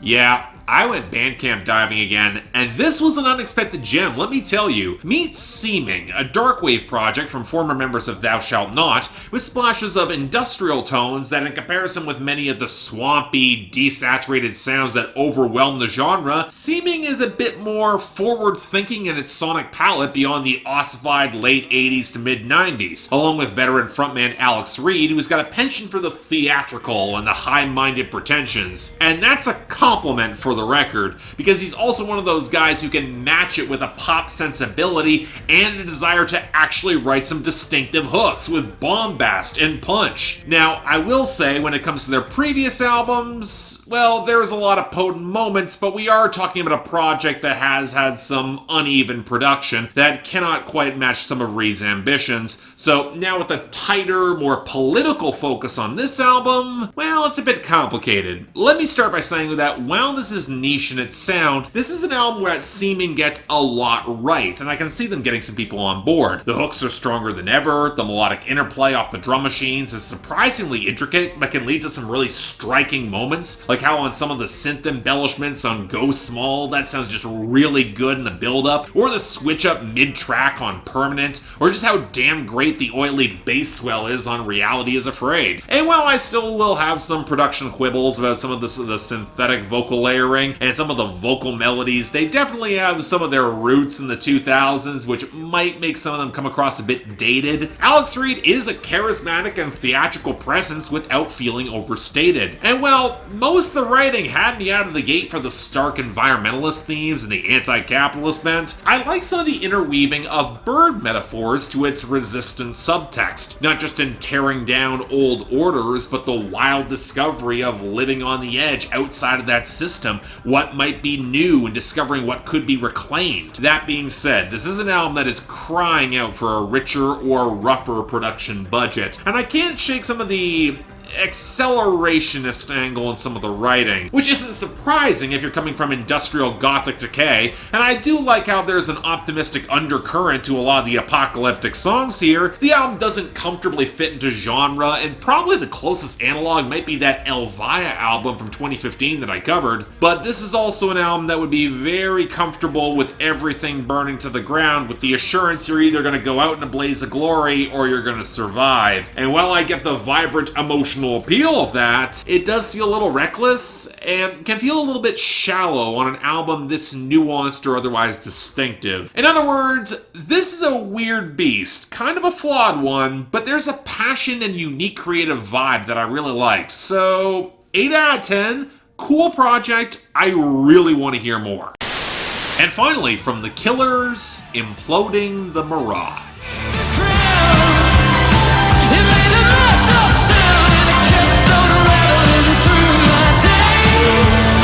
Look, at this point, I don't have any expectations for Killers albums anymore. Hell, I think by Sam's Town, or especially Day and Age, even a lot of fans would agree with that. You'll normally get a few impressive bangers on a front-loaded album, a flagrantly nostalgic view of 70s and 80s Americana, and the theatrical chops from Brandon Flowers to just go for broke on the mic. And then some writing that splits the difference between being brilliant and utterly ridiculous, with about 50-50 odds on how well it works. Now, what I found interesting on that last Killers album, though, that I covered with Anthony Fantano on his channel, was how much their co-writers and producers shone through, specifically Alex Cameron. And to my surprise, that's actually been amplified here, not only getting a member of Foxygen on production, but also including instrumentation from Lindsey Buckingham of Fleetwood Mac, frequent Perfume Genius producer Blake Mills, and Adam Granduciel of The War on Drugs. And wow, you can tell. Now, Granduciel wasn't producing all of this project. Engineer Sean Everett, he might have been contributing, but this album definitely does not have that super polished gloss of a usual Killers album or the best of The War on Drugs, nor a lot of those soaring, ethereal blends that can be so intoxicating. It certainly can feel weirdly tinny and compressed given the choppy prominence of all the guitar strumming and lacking the blazing flair that the best Killers songs have, especially for as really blocky as some of the percussion and and grooves can feel in comparison with the more sinuous bass lines. And I choose to blame Jonathan Rado, who also shows up on production as I mentioned. And you know what, that can drive me nuts, because starting off with a glorious Supernova that is my own soul's warning, which probably cribs the most from the War on Drugs playbook, but is all the better for it, this might be one of the Killer's most consistently strong projects from a compositional level. I mean, it's stacked to the brim with great hooks, a lot of big coursing grooves, and arguably the best closing track they've ever had for an album. And that's before we add in the guest appearances by Katie Lang and Wiseblood that bring in even more power. Now that being said,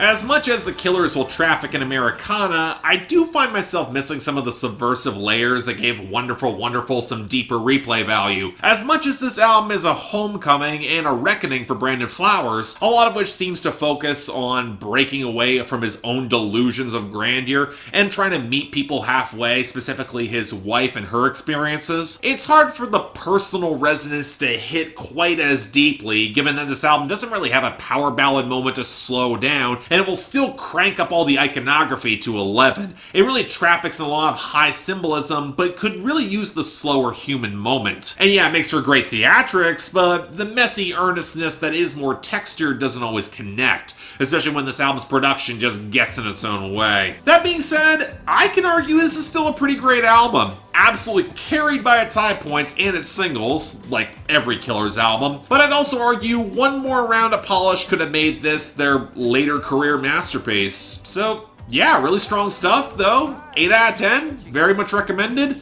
I'd love to hear this live. I hear a lot of promise. Next up from Karen Jonas, The Southwest Sky and Other Dreams. Now he's just the last cowboy at the bowling alley. Look, I'll be the first to admit I got a really high bar set for Karen Jonas. Oklahoma Lottery was stunningly well written and incredibly textured indie country back in 2014, one of my favorite albums of that year. And while she's expanded her sound and embraced more stylistic diversions, I've been waiting for her to drop a project that can encapsulate the intensity of her writing and the full texture of her sound, especially with her more unique, soft-spoken sultriness that she worked to great effect on 2016's country songs. So now here, it's better than Butter from 2 years ago, but I'm still not all that convinced that Karen Jonas has gotten production that properly flatters and accentuates her delivery, especially here when she's slipping into her breathy upper register and can sound really thin getting there, especially opposite a more burnished and warm soundscape with some of the acoustics, the electric guitar, and some of the pedal steel. But I'll be honest, that's a pretty minor quibble given that that sense of greater detail has slipped back into a lot of her compositions, which will balance out between some traditional country, some splashes of indie folk, and even some rockabilly, and in a lot of her songwriting, which is a lot of wistful, soft-focused reflections on long-lost flings and old memories juxtaposed with, well, the poor reality of the now, and what you can build if you've been left behind but are still trying to dream. And the imagery she evokes is pretty striking, from the old cowboy who's stuck in tradition in the fading bowling alley, to the relationship that's collapsing where everything is being left unsaid and the breaking point is clearly coming on songs like Maybe You'd Hear Me Then. And Karen Jonas is not one to pull punches, she never has been. And by the end of the album, the predominant phrase is how it's all losing game, a struggle at best. But in one of two precisely timed key changes on the album, the hope is left implied, it's subtext, but it's there. So like with every Karen Jonas album, it's subtle, absolutely a grower, and while I'm not sure it tops her best, it was really rewarding, even in a year with much stiffer competition in indie country. So, light 8 out of 10, worth checking out, for sure. Next up from Rustin Kelly, Shape and Destroy. I remember what my name is now. I cut the water, lay the roadway down. You can call me Moses. This is gonna sound harsh.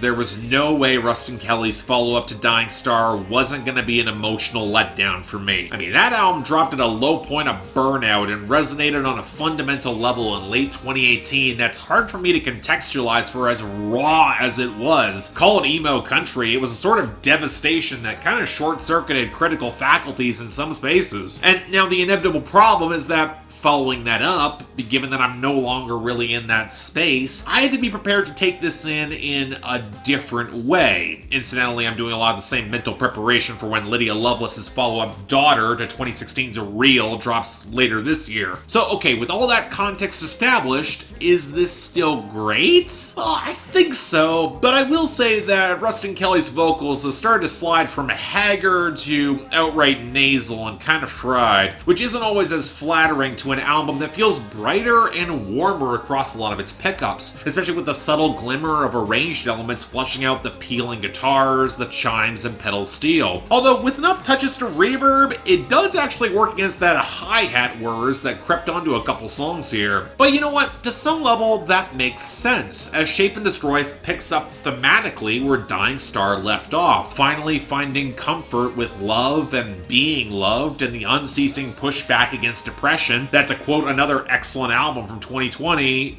gets easier but never gets easy. But while it led to so much unstable anger on Jason Isbell's reunions, I got to applaud Rustin Kelly fighting to keep that newfound optimism and hope, even as every old temptation and craving flits across his vision, all those old demons on his shoulder, where he can even contextualize his past not so much as old demons, but helping shape the man he is now becoming. Now, truly transformative love will do that to you, which means the unspoken reality of his separation from Casey Musgraves shades every moment with a certain quiet tragedy, especially when her voice will slip into the background. And then the comparison that springs to mind, it's more of Jhene Aiko's Chilombo, where she tried to find comfort with every moment of bliss with the quiet knowledge that it was likely all gonna slip away. But you know what? This album's got that same deeper inner focus of comfort and strength that means it's so easy to return to, plus a lot of those devastating moments for good measure. It's comfort listening, and I actually mean that as the highest possible compliment,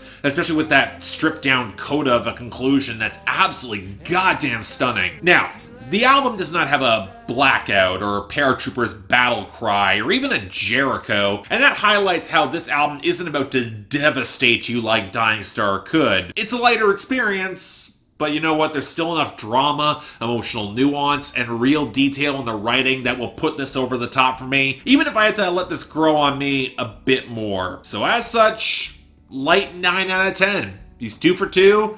This will be among the best of 2020. An album for the year. Definitely make time, hear it. Next up from Bill Callahan, Gold Record. In front of my house, I was turning it over and over when an older man came running out.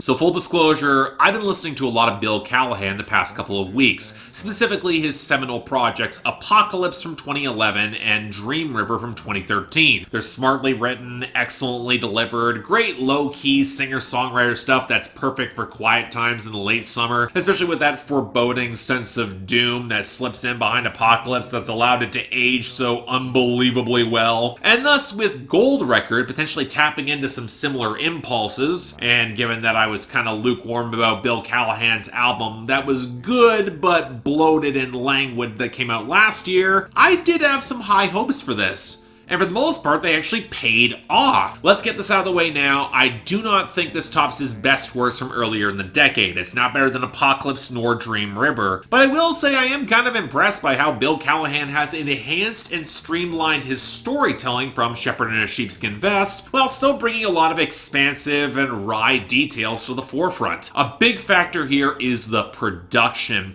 which brings back some of Apocalypse's lingering instability and the shaky acoustic lines and the shuddering grooves that sound great. But now there are some distant horns and a mix that feels even larger and more expansive and smoky. I'm not quite sure he's going to top the sheer richness of Dream River, but I love the ricochet of the country folk guitar warmth that implies a lot of fractured atmosphere, the tension in Protest Song, how quickly the mood will shift on the Mackenzies, a lot of the dreamlike textures that will underscore Another Song and Cowboy and As I Wander. here. I wouldn't quite call it dream country, but I'll say it kind of plays a lot of that atmosphere really damn well. But as always with Bill Callahan, I really want to focus on the writing, because where Shepard in a sheepskin vest saw Bill Callahan fight the quiet battle between his sudden domestic life and his road-hungry wild dreams, all amidst the steady creep and onset of time, this time there's a little bit more of an armistice between that battle, mostly because he spends most of the album actually looking outside of himself. His character will drive a limo on pigeons, and he gives advice to a married couple that's when they find their union, it is reinforced by the community around them, something that he will second guess almost immediately in telling them, but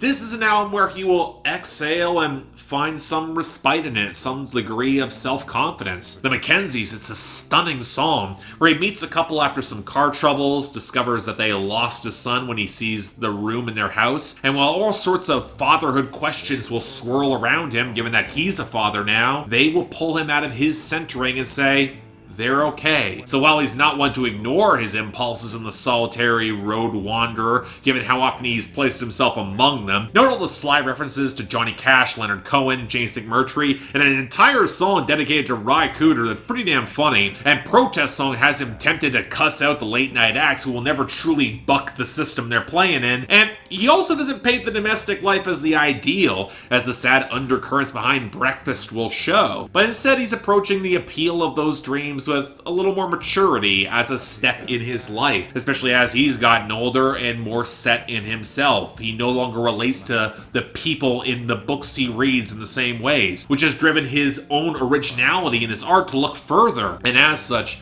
there are two incredibly telling moments on the album. The first in the reinvention of the old Smog song, Let's Move to the Country, where he would trail off before mentioning marriage or a family in the original, where now he can accept it and include those words. The second's on As I Wander, which tries to wind every story here into one place. A man of many multitudes, referencing magicians and train conductors, framing himself as a link between death and dreams and his ability to inspire whatever step of a journey we might take, or hell, just get us all home. Alright, look, I've been a big Bill Callahan fan for a while now, and while this does not hit the heights of Apocalypse, or the self-contained layers of beauty of Dream River, still goddamn great. 8 out of 10, if you're in the mood for a smart and layered singer-songwriter project, yeah, you'll want to hear this. Check it out. Next up from Juliet McConkie, Disappearing Girl. On a hillside, a rose-colored ribbon unfurls. Honestly, if there's a genre that's just running up the score in 2020, it is country. To the point where I've actually spoken to some folks honestly getting a bit tired of hearing so much of it, even if it's great stuff. Now, I'm not one of those people, so here's a debut album from Juliet McConkie. She's from rural Virginia, she moved to Texas to start refining her sound, and when I start hearing names like Jason Eady cited as some comparison points, you've got both my curiosity and my attention. Now, I'll start by saying that if you're expecting a project that's been as sunny or as crisp as Jason Eady's mixes often are, this isn't really that. The tones and arrangements are a little more rounded and full, particularly in the bass lines. They're often as robust in their arrangement as some of the guitar leads or the touches of keyboard, and some of those keyboards can often feel weirdly a bit out of tune. But the bigger coup of the arrangements are how they center McConkie as a singer. She's got the timbre similar to Brandy Clark, but maybe even a little better with her poise and command of some subtler moments. She's an absolutely terrific singer, no holds barred there, who maybe doesn't have the instant magnetism or an idiosyncratic vocal tone that you'll hear in indie country, but as a pure performer, she can really command the room. But where McConkie stands out for me, and where the comparisons with Jason Eady spring most to mind, is in a lot of her songwriting, where several of the scenes might seem deceptively simple in their construction, but they contain a lot of pathos and depth. The title of this project is not mincing words, because McConkie's storytelling often features how a woman's presence is marginalized and their strength deeply buried, where men who will just refuse to take accountability, they will run all over them and are then enabled to do so by society at large. But where things get more complex is how McConkie also highlights the women in the pictures who are not just victims, and there is some complexity in their emotional involvement with these guys, be it come from love or just a hope that something might work long term. Take a song like The Deep End, where she's talking to a musician ex of hers whose career sputtered out courtesy of what seems like drug abuse, but even here, where she could be a little bitter or petty, she tries to show some form of tenderness, or on how she will viciously criticize her own response to a homeless panhandler on I've Got a Dollar for over 6 minutes, and she does a really good job. Now granted, this is an album that absolutely takes its time, and if I got a criticism of it, it comes in the fact that many songs run long and can feel a little sleepy in some of the arrangements. I saw a comparison with Dory Freeman's work, and I think that's actually kind of apt in how I think both of them could use a little bit more energy, or maybe some arrangements with a little bit more diversity or firepower, at least once in a while on the project, especially given that McConkie has the powerful voice to pull it off. But as it is, legit great debut, and an underground name in country you'd be wise to keep your eye on, so strong 8 out of 10, make the time, give her some support, this is something special. Next up from Idles, Ultra Mono.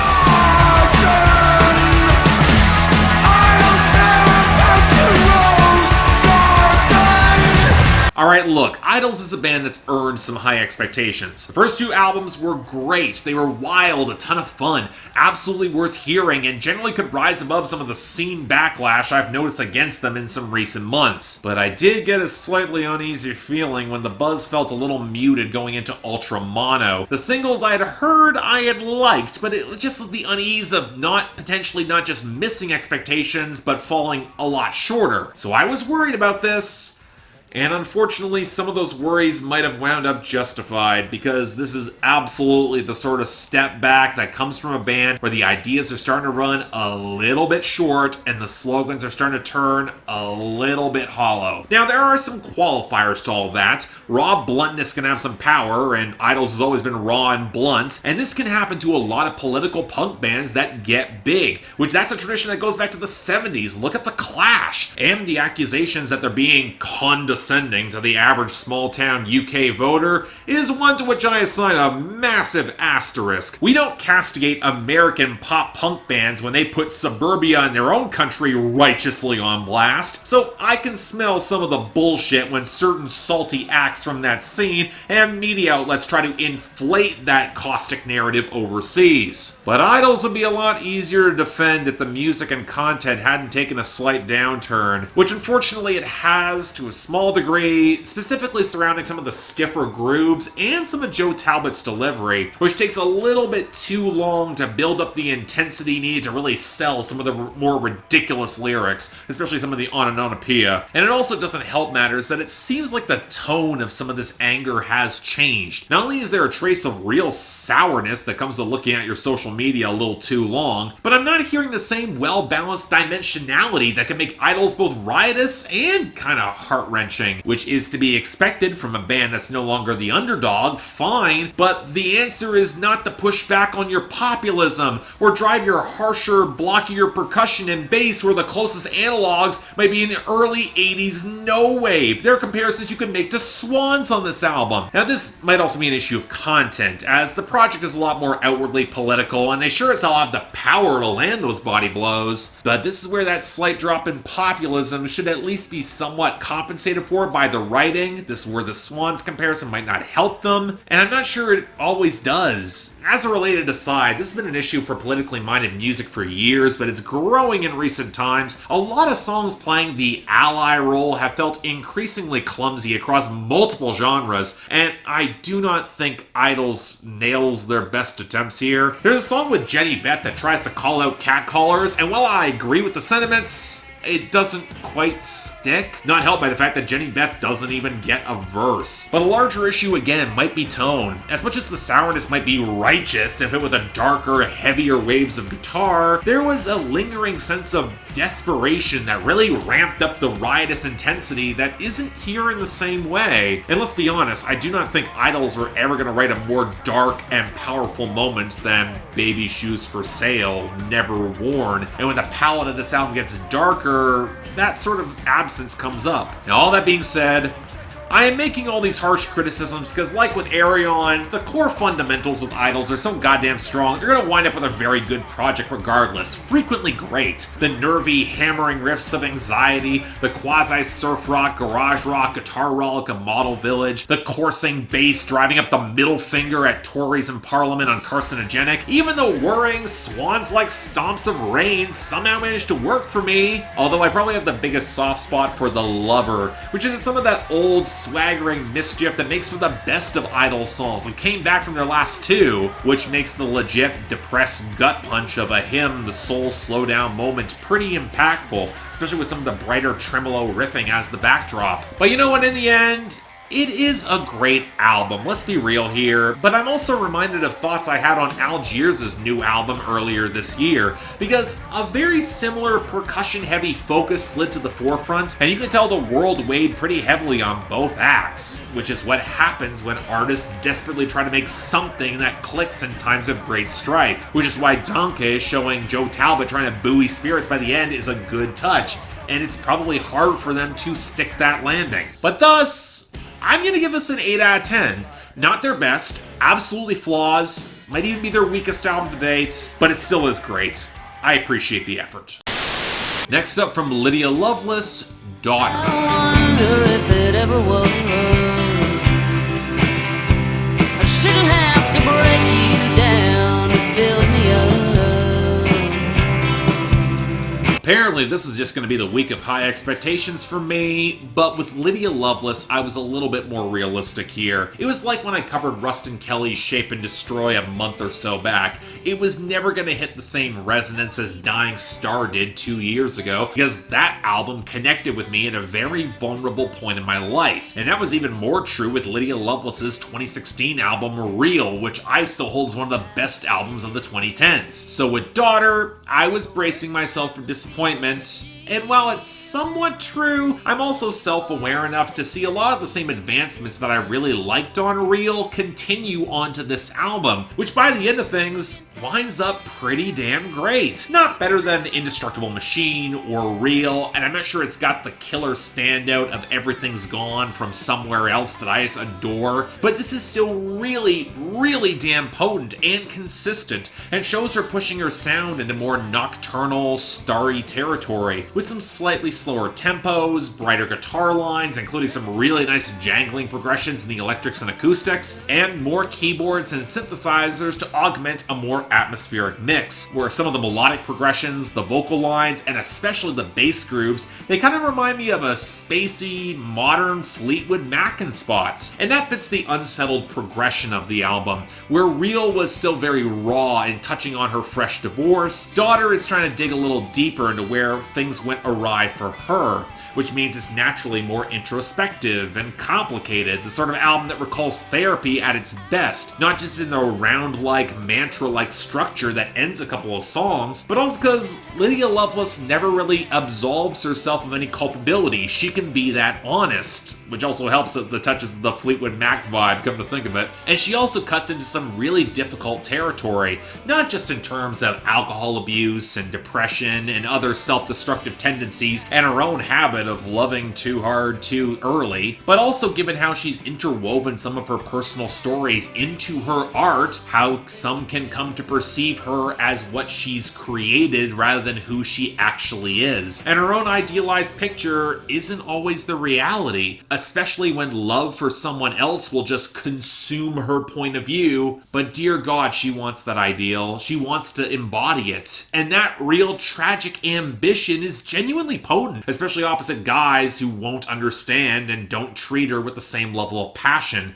which makes a cut like the title track so devastating. And I don't think there's many writers or singers today who can make such the frank romanticisms balanced out with the wistful dreams of escape work on September, which with Lauren Jane Grace providing backing vocals adds a certain very distinctive context that only makes it cut deeper and probably with more dimensionality than maybe even she realizes. Again, I'm not quite sure this album has the striking immediacy or tremendous high points of Real, and it is absolutely more of a slow burn, and I can also admit it can be kind of hit and miss in how long slow burns wind up sticking with me long term, but this is still great stuff. 8 out of 10, highly recommended. You'll want to hear this. And finally, from Machine Gun Kelly, Tickets to My Down. Then you showed up and I can't get enough of it. I mean, do you open up with the joke that he plainly set up in the album title, or do you remark on the fact that Eminem killed his rap career so hard he had to change genres? Now, believe it or not, I'm kind of okay with that. The rap rock thing in the mainstream is picking up traction. Machine Gun Kelly has not sounded bad at it. And let's face it, it couldn't possibly be as trash as his 2017 album Bloom, right? Well, here's the thing.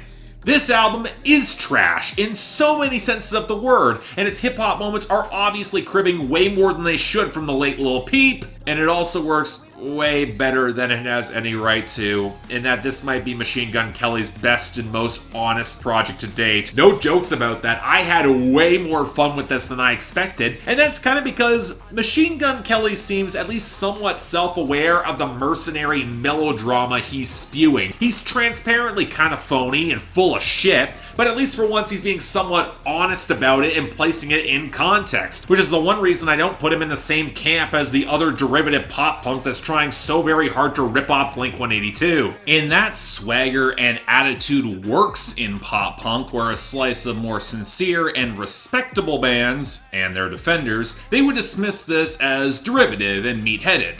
Mostly because it is, but also kind of ignoring the rampant immaturity and toxicity that has cut through pop punk's roots for decades, really since its inception, and how this album is probably way closer to how many of them actually behave. And when you strip away a lot of the braggadocious preening that Machine Gun Kelly could never really sell as a rapper, he slots into the transparently plastic, overcompressed side of pop punk really well. The hooks and riffs are punchy, even if they don't have a ton in the way of distinctive texture I've heard far worse in pop punk this year, helped along by Travis Barker showing up on drums and production, and giving this, frankly, way more quality than it deserves. And yes, Machine Gun Kelly is a bad singer, but rarely in a way that's obtrusive or outright annoying. He's serviceable for what this is. The melodic grooves, they're solid, and while Halsey shows up on Forget Me Too and sounds better than she has on anything, possibly ever, I honestly didn't even mind when Trippie Redd, Ian Dior, and even Black Bear show up here.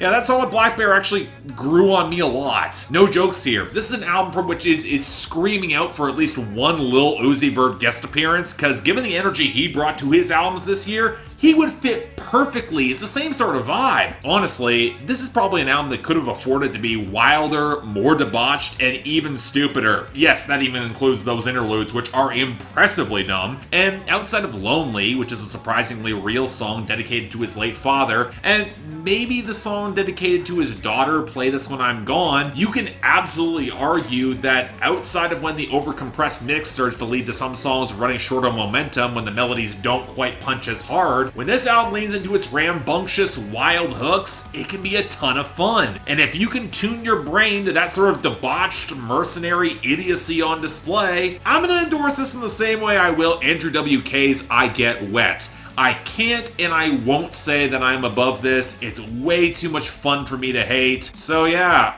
light 8 out of 10. I fucking went there. It's better than it has any right to be, and it's a blast. Y'all should ignore the not good. Check this out. You might be surprised. Next up, from Svalbard, When I Die, Will I Get Better?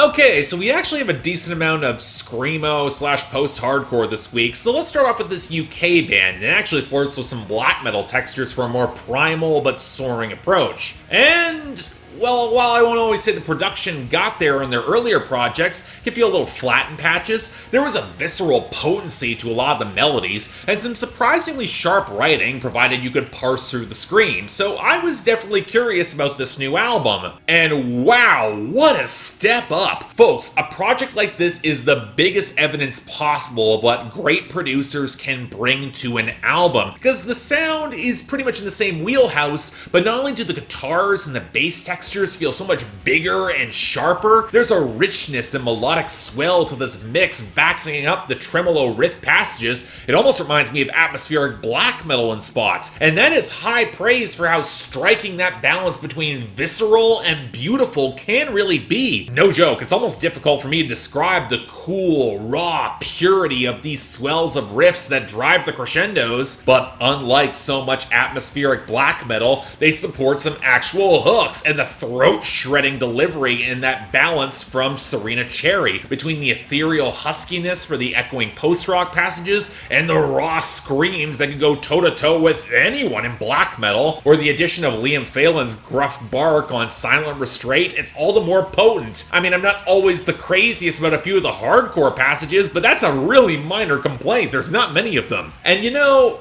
this is also one of those cases where I think they probably could have gotten by on texture and soaring power alone. There's not much to say beyond, oh my god, it's awesome. But then you get to the content. Because thematically, this is an album wrenching to expose its rawest emotions and truths, bucking not just against the systems that would marginalize women based off of appearance or clickbait narratives that would strip away further agency, but also the trauma that comes through abusive relationships and the lingering, isolating blanket of depression and trying to reach people beyond that. And yeah, it's raw and direct to a fault. Absolutely Riot Girl in spirit, if not traditional sound. But if you're looking to claim or reclaim your agency and your own self-worth, sometimes the most straightforward statements can hit with the most power. And that's not to deny the fact there's actually some real nuance to the poetry of Listen to Someone or Pearlescent. In other words, you know what, before this year, I couldn't imagine myself saying this about a screamo project, even one that leans towards black metal, but it's easily one of the most affecting and potent pieces I have heard all year, coming even sharper under 40 minutes to boot, so 9 out of 10. Powerful stuff, y'all need to hear it. Next up from Touche Amore, Lament.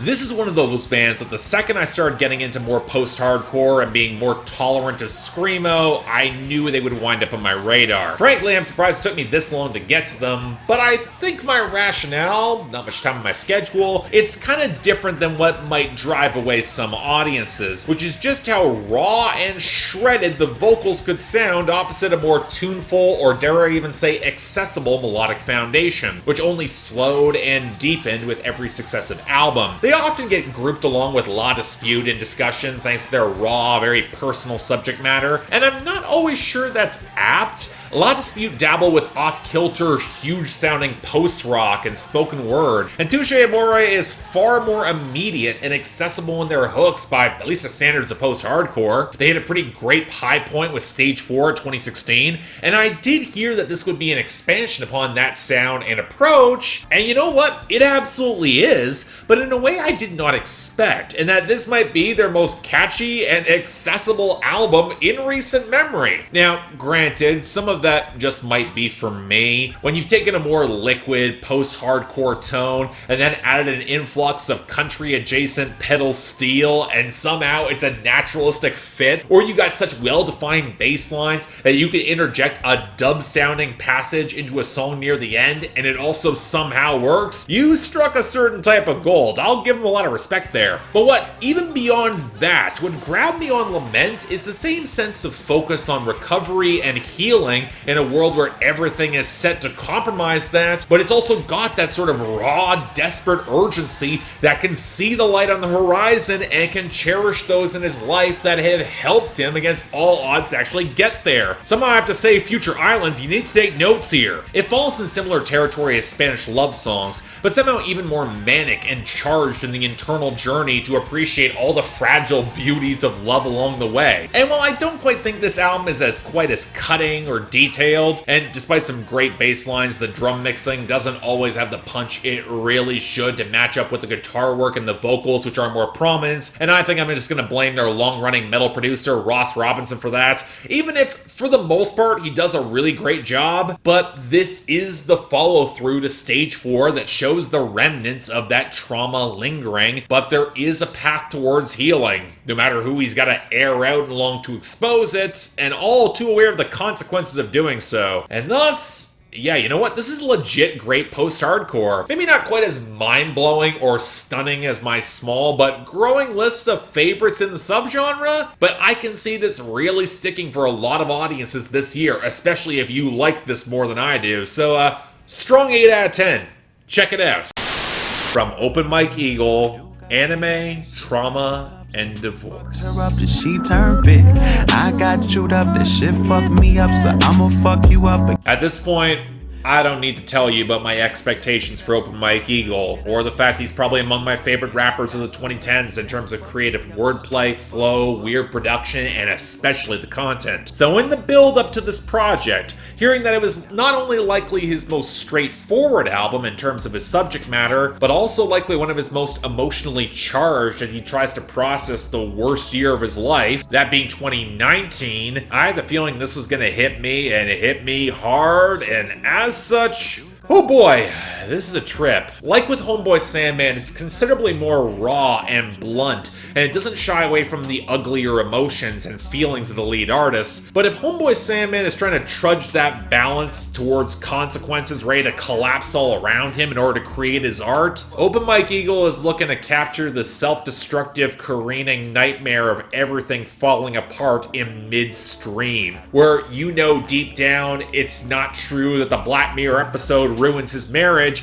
and that it's probably a proxy for far deeper points of trauma, but you're almost so caught up in that moment that it could have well been the last gunshot to set off the avalanche. It could have well have been true. And I thought Open Mike Eagle was great at creating tension before, but this feels like the apotheosis of everything he's previously built in the past 6 years. From dark comedy, it's got the laugh until I start crying and then can't stop humor, and some deeply felt loneliness. From Hella Personal Film Festival, it drills into the off-kilter, very little human emotions and frailties and unerring flaws that show such a keen grasp of character, but also real black man vulnerability. And from Brick Body Kids Still Daydream, he takes impeccable command of organically textured atmosphere and the ability to place yourself on a knife's edge of tension before devastating you. Seriously, the dread cultivated on the edge of new clothes, it's incredible. Incidentally, it is a plain-spoken and direct album, but it's far from an easy one. I would not recommend this to get on board with him. It's mid-fuck-up, he's gonna take you on that ride.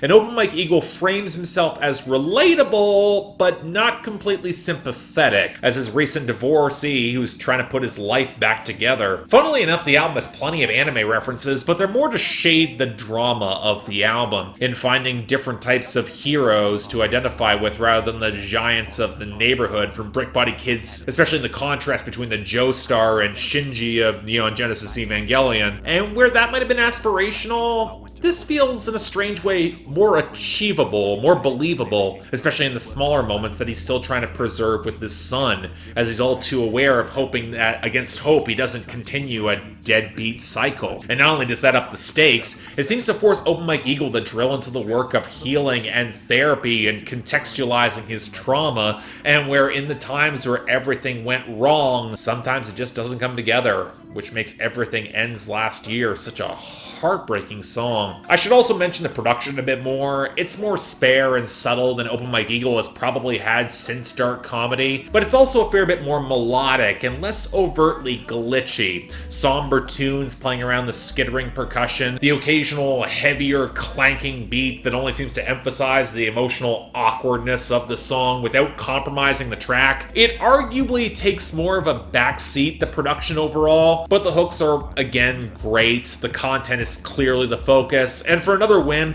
both Video Dave and Carrie Foe, they kill their guest appearances. Now, I do question ending the album with a live cut, but it does absolutely fit the persistent expectation of fatherhood throughout the album. Even if he doesn't have to be brave, given that he can barely swim himself to rescue his son, he's gonna get in the water anyway and try to help, and then need for the both of them to be saved in his own way. Even if I don't love the song, it absolutely works as the closer here. But as a whole, look, I'm going to quote one of the most poignant lines on the album. Written a year ago, but still just as relevant. It's October, and I'm tired, and this is one of the best projects of 2020, without a doubt.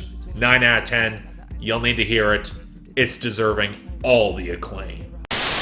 Next up from the Mountain Goats, Getting Into Nine. Time is tight. No one gets too much light. Am I the only one who's a little thrown by the title to this album? Because yeah, the Mountain Goats have made some pretty damn dark music if you read between the lines, or hell, just read the lines, but this almost seemed to prompt something that was far more imposing or unsettling, and given that the buzz was implying that their sound was actually remaining indie folk and more singer-songwriter with a smattering of some smooth Memphis horns, that could make for quite a bit of dissonance. I was intrigued, but I'd also argue the darkness is more incidental in terms of the framing the stories here. John Darnielle has described these stories as circling around arcs of personal fulfillment rather than a unified concept like the past couple of albums. And the darkness slips in surrounding both as an increasingly bleak and dilapidated world around the characters, but also exploring the egocentric drive of somebody to find that personal fulfillment for themselves at any expense, or how they can have the privilege to chase those dreams without consequences until all the worms in the world around them eat them by the end. Not that that's a bad thing per se, so much as there are also those consequences that are lurking around the frame for everyone else that might seem strange or unsettling to the folks watching from alongside,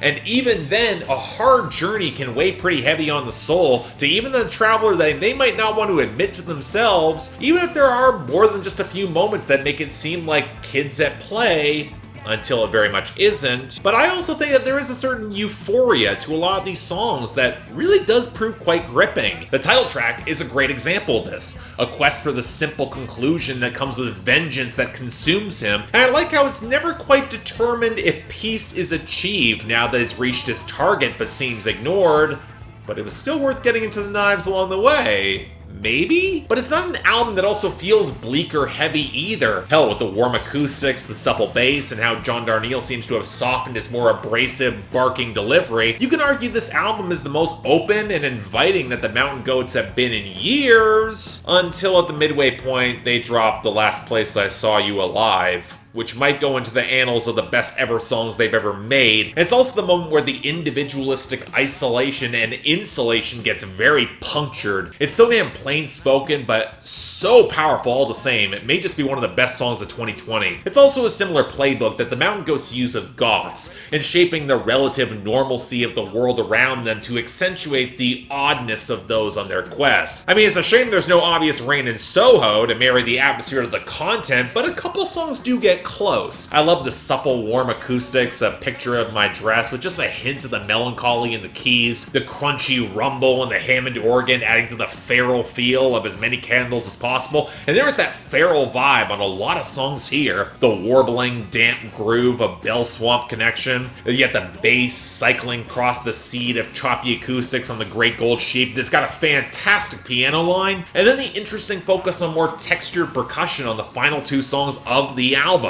That being said, it is an album that feels a little bit more scattered by design, full of little wild rabbit holes in order to dive into, and as such I would struggle to put this among their best, but on the sheer strength of some of the songs here alone, I can call it pretty great in its own right. 8 out of 10, probably a more accessible Mountain Goats album than most, and absolutely worth hearing. Next up from Clipping, Visions of Bodies Being Burned. Get your ass down to the floor. You'll never know, you'll never know. You ain't so special when everything blows. In a way, I'm surprised that Clipping actually released a sequel to what that album was from last year. Not because I thought they were running out of material. The last album's blend of horrorcore, ruthless criticism of systemic racism, and meta-commentary on their art's role in all of it showed that there were way more twisted dimensions than many thought to explore, but I also thought it ended really damn powerfully with a thematic destruction of their instrument, and I wasn't quite sure how adding a second act to all of that would actually play out. Well, it turns out Clipping had more than enough material, because while there are a lot of similar thematic parallels, Clipping is peeling into different territory than the chilly vampire symbolism that ran through so much of their last album. The feel here, again, it's more primal, it's more spectral, more unknowable, and advancements from gothic decay to societal collapse, with more lingering specters and cannibalistic figures lurking around. And that plays into the sound as well. Clipping's production has always been experimental and textured and weird as hell, and often genuinely terrifying, but here the wildness manifests as increasingly spare, distorted grooves and fragments of melody that don't so much lean on the cooler textures of the last album, but something that's way more fractured, with blasts of static that we haven't heard this loud since Mid-City. And more often than not, it really does work, especially with all the uncanny grooves. I'm not going to say that Clipping tops the most insane crescendos or grooves with this project, but between the spare, pitch-shifted sample and stalking grooves of Say the Name and Check the Lock, the shuddering gallop beneath something underneath, the squealing shudders of Make Them Dead, Looking Like Meat, and Body for the Pile. Look at some of these song titles. The creeping, haunted creaking of She Bad that builds even more gurgling grooves on Pain Every Day. And one might just be a transcendent banger on Enlacing. Hell, it gets close to some of their best. I'm not sure there's a story too here, but man, it's up there. But back to the content. More often than not, you see figures that might have been crushed under heel by systemic racism or brutality now rise up for revenge, and it's got much more of a naturalistic feel, both in terms of renewal, but also some disturbingly feral consequences, from the Candyman on Say the Name, to the onslaught of lynching victims surging back as ghosts on Pain Every Day. And I gotta appreciate the Algiers parallel here to their song Cleveland from The Underside of Power, to the dismantling of corrupt enforcement systems by any means necessary on Body for the Pile or Make Them Dead. Or even the Earth herself sending forth the undead to set things right on Something Underneath. And that song was chilling as hell, especially with Dabi Diggs' flows. And it's of no coincidence that so many of these corrective forces are coded as female. From the Old Witch on She Bad to the Final Survivor on 96 Nev Campbell, which feeds into the existing meta-commentary of hip-hop itself, where women are providing a lot of the newfound balance and quality to the scene, where the successful masculine forces will often fall prey to their own paranoid appetites, with Check the Lock as not just one of the best examples, but also with that killer groove to boot. I have to highlight it again. And the album ends back on some of this territory too, where the project last year was damn near suicidal in its dismantling of the art. This one is a renewal in the face of a larger cosmic reality that seems bigger than us all, where the album will end on another abstract piece, this one adapted from Yoko Ono, where at the scene of a murder, dawn has broken with a fresh call of birds, with each contributor to this album casting their field recording into that newfound sound, what that newfound world could be. I mean, the best words to describe this album is terrifyingly potent. And while like with the last one, I'm not sure it hits the insane alchemy of the self-titled project and balancing out all this experimentation with any sense of accessibility, but I can't deny how damn intense and terrifying these experiments remain. Strong 8 out of 10. This is about the perfect time of year, and this is the year for this album. You should hear it. From Kataira, So quem o relampaggio a sua direita sabe.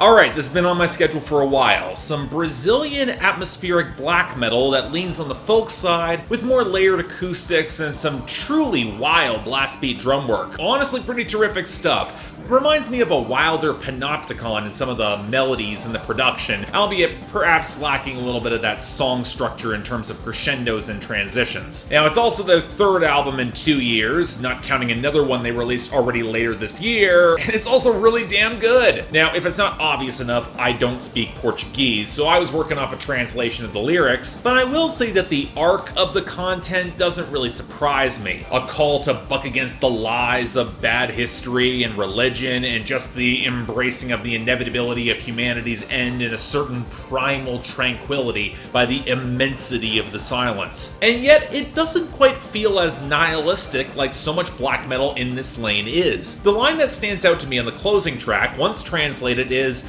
"The mood of the absurd is realized," which calls to mind existentialism and Camus, and finding acceptance to live in despite that windswept end, especially if that ending will bring peace. And the four compositions we got here support that primal meditation. The guttural vocals are overlaid with chants as waves of bright, fast-picked tremolo acoustics swirl around the crashing and amazingly diverse and textured drum work, really the highlight here. Blended in with what sounds like the Amazon just gives the album such a satisfying texture to really sink into, even if I would argue that while all four of these pieces are melodically satisfying and distinct, they definitely meander over a longer runtime, especially the synth touch closer, and some of the sharper acoustics right at the top of the mix can clip the vibe a little bit. But you know, it's odd. For as much meditative music that I've been lukewarm on in 2020, I've definitely found projects that fit more my taste and have enough that's going to entice me, and this is absolutely one of them. Just some uniquely great folk-tinged atmospheric black metal. 8 out of 10, definitely recommended. Check it out. Next up from Cam, The Others. Wedding band, I'd rather you hate me than not understand. Oh, Diane.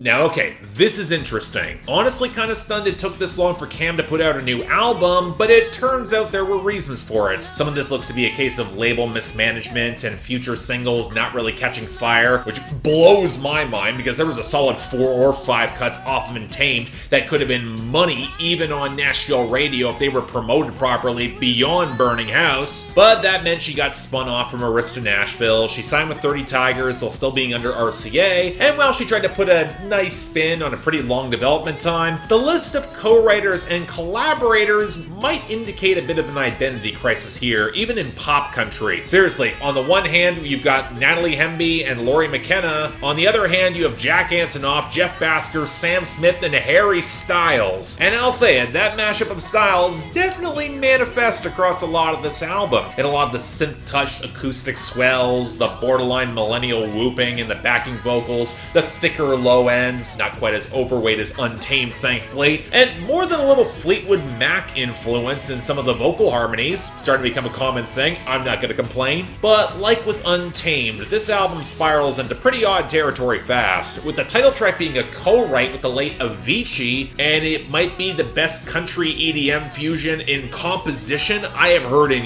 years. Yeah, if you were like me and you just really came around on Untamed just for the creativity and the hooks, and I thought that album was underrated at the time, or you were there for the sharp writing, or Cam just having terrific and underrated pipes, this is an album that steps up in all the right places. It's a real improvement. From the elegant arrangements with just enough muscle to build a love story on Like a Movie, to the irrepressibly chipper classic, getting a bit of a nice Jennifer Nettles vibe there circa 2016, and that's a compliment. From the fantastic sharpness and the detail on changes that pulls no punches in her small town dissection, to the more vivacious 80s inflections on the hookup of Till There's Nothing Left. And then there's Diane, which is framed as the apology from the other girl in Jolene, who now has to reckon with the asshole who seemingly played them both to some extent, and she is feeling guilty. And while I'm normally pretty skeptical in including a song that was originally released in 2017, see my Camel Fat review, but when you got a groove this galloping, this powerful, you do not pass it up. It's on par with My Mistake as her best song to date. It is that fantastic. And you know, while there isn't much of a narrative or a theme running through this album, there are enough songs about reconciling with a pretty hard past to now find some clarity on the comeback, to the point where the final piano ballad is literally her story, co-written by Natalie Hemby. And you know what? That will provide an emotional resonance and a sense of stakes and drama that actually gives this album a fair bit more weight than you might expect. And in a year that has been this stacked in country, pop leaning or otherwise, I think Cam delivered one hell of a comeback. It's an 8 out of 10. The album's goddamn great. I really had a lot of fun with it. Will be slept on by way too many, and Diane is a monster of a song. Y'all should fix that. Check this out. Next up from Bagdadski Vor,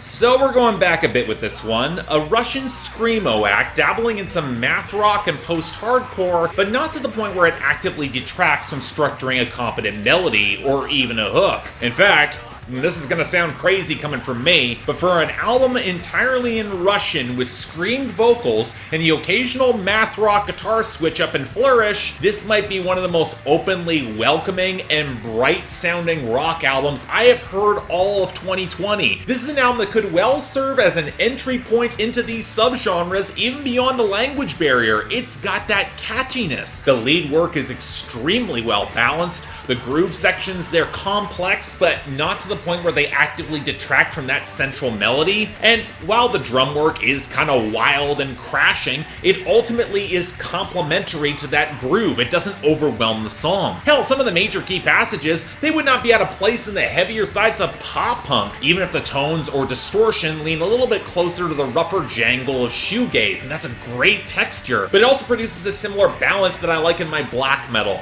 between the soaring shimmer and the thunderous royal, just this time in a compact 25-minute package that wastes none of your time, and I really respect how many hooks they crammed in here. Now, admittedly, I was concerned before I translated the lyrics, because I hoped this was not going to go awry, and again, I'm not working off a great translation, but a lot of what I found was pretty damn compelling. Breakups that are captured in abstract dreams, doomed hookups that are still being chased in firelit nights, and on the song with the translated title Pied Piper, what might be a sly political message against authoritarian strongmen who promise that they're gonna fix everything, and all the blinkered masses who might buy into it.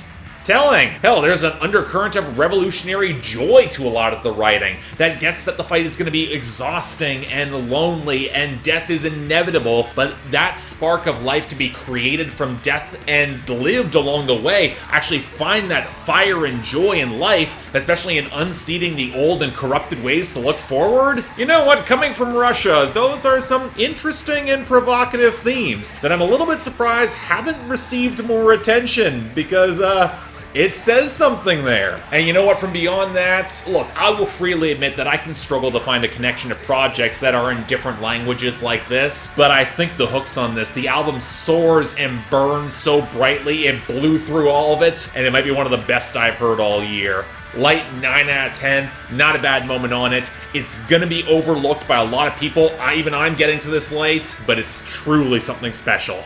Check it out. Next up from R.A.P, Spirit World Field Guide. On both sides of that tough love, they're both mud, that's what's up. That's what's up. That's what's up. Straight up and down, won't even I was at the gates. It makes way too much sense that this is the A$AP Rock album we're getting in 2020, which many are hailing as one of his brightest and most accessible albums to date, and again, for an abstract, somewhat paranoid and pessimistic loner lurking around the fringe, I can see why some people have finally found more kinship with A$AP Rock in 2020. Even if the content still requires a lot of time to get your head around. Time that folks now have, so again, I get it. Maybe that's why A$AP Rock feels so comfortable over some of his most bright and eccentric production to date. He has been prepping for this sort of apocalyptic calamity for years now, especially one that's leaving him stuck inside with a gamer's instincts, an overactive imagination, and an old school punk mindset to scavenge and be prepared however you can as capitalism decays around you, or really just society. But also, that'd just be too easy for A$AP Rock, because midway through the album, you get the impression that A$AP Rock is looking to find his own spiritual renewal on this trip, partially referencing a trip he took to Peru and one to Southeast Asia, and into the Amazon as a moment that sparked his imagination, and even sought to puncture some of his pessimism. They whispered something to me that I will bear unto my coffin What's apparent via Occam is despondency as common, and that actually gives the album something of an arc. An outcast survivor like him could easily do it all alone, or he could succumb to his own distrustful nihilism, especially when he's inclined to let all the odd spirits and live wild for better or for worse. But that can also lead to its own form of warped decay, either in his surroundings or his own increasing humanity and age, most starkly seen when the scenes crash back to Earth on the shorter tracks, and he's stuck dealing with fruit flies and back pain, or he takes a detour to go skating over a 6/4 time signature on an instrumental on a song that's literally called Side Quest. And while he walks that lonely road, the only one he's ever known, and one that he's gonna go until he sees red, the advice that he passes along the way shows the very steep consequences that path has laid on himself. I appreciate that self-awareness, but also given the natural ending of death not really having much greater significance to his experience, painting the odd journey in such vibrant colors has value in and of itself. Meaning of life is to give life meaning, as it is. And so, of course, like any Aesop Rock album, it is quotable for days and frequently hilarious. He paints pictures with such vibrant and tactile detail, this time with the easy excuse to play with even more references to demonology and oddball fantasy, and an eye for animal behavior. And well, I don't quite think it's as accessible in some of the storytelling as The Impossible Kid was. This album is all about that wondrous journey where the wordplay paints with as much texture, both internal and external. And that safari might be a pretty damn great one, although not without its flaws. To the surprise of nobody, the album can feel both long and pretty meandering. And while, of course, it's the point, and I'd argue the production is more consistent in the spikes of guitar, the scratching, the caked-over percussion, and the off-key spurts of keyboard, a lot of the sharp clarity of it all makes me wish that there was a little bit more focus on blending Aesop Rock's voice into more of these mixes. I had this issue on The Impossible Kid too. It often feels like he's rapping on top of these beats rather than within them, and that doesn't quite help the atmosphere and verisimilitude, especially when the instrumentals are so inviting in order to fit him into that. And on another note, I'm not sure the standouts of this album can really match up with his best. There isn't a Blood Sandwich or Acid King that really nails the human drama in the same way, of which I do think he knows, as he's plenty comfortable writing himself into his own abstract corner. Again, he references it. But for an album that is all about that journey, it leaves me looking for some of the sharper moments that will elevate the whole. And while we will get a fair few of them in the instrumentals, like the demented quirk of the organs on At the Gates and Sleeper Car, the spiky space rock of Button Masher, the bassy, buzzy warbles of Holy Waterfall, the impressive bleakness of Fixed and Dilated that still had a pretty good hook, the propulsive buildup of Marble Cake, and a lot of the haunted wisps and scratching of Salt and Komakushi, they might be some of the best blended songs on the album, and I'll give them credit for that, but there aren't as many standouts. I listed a lot there, but that's also because the album is 21 songs. So, okay, it's better than Malibu Ken, even if you can tell that Aesop Rock has taken a couple cues from Tobacco in the keyboard choices and loops, but it's still not quite his best, so solid 8 out of 10. Definitely an eccentric journey, one worth taking, so you should check it out.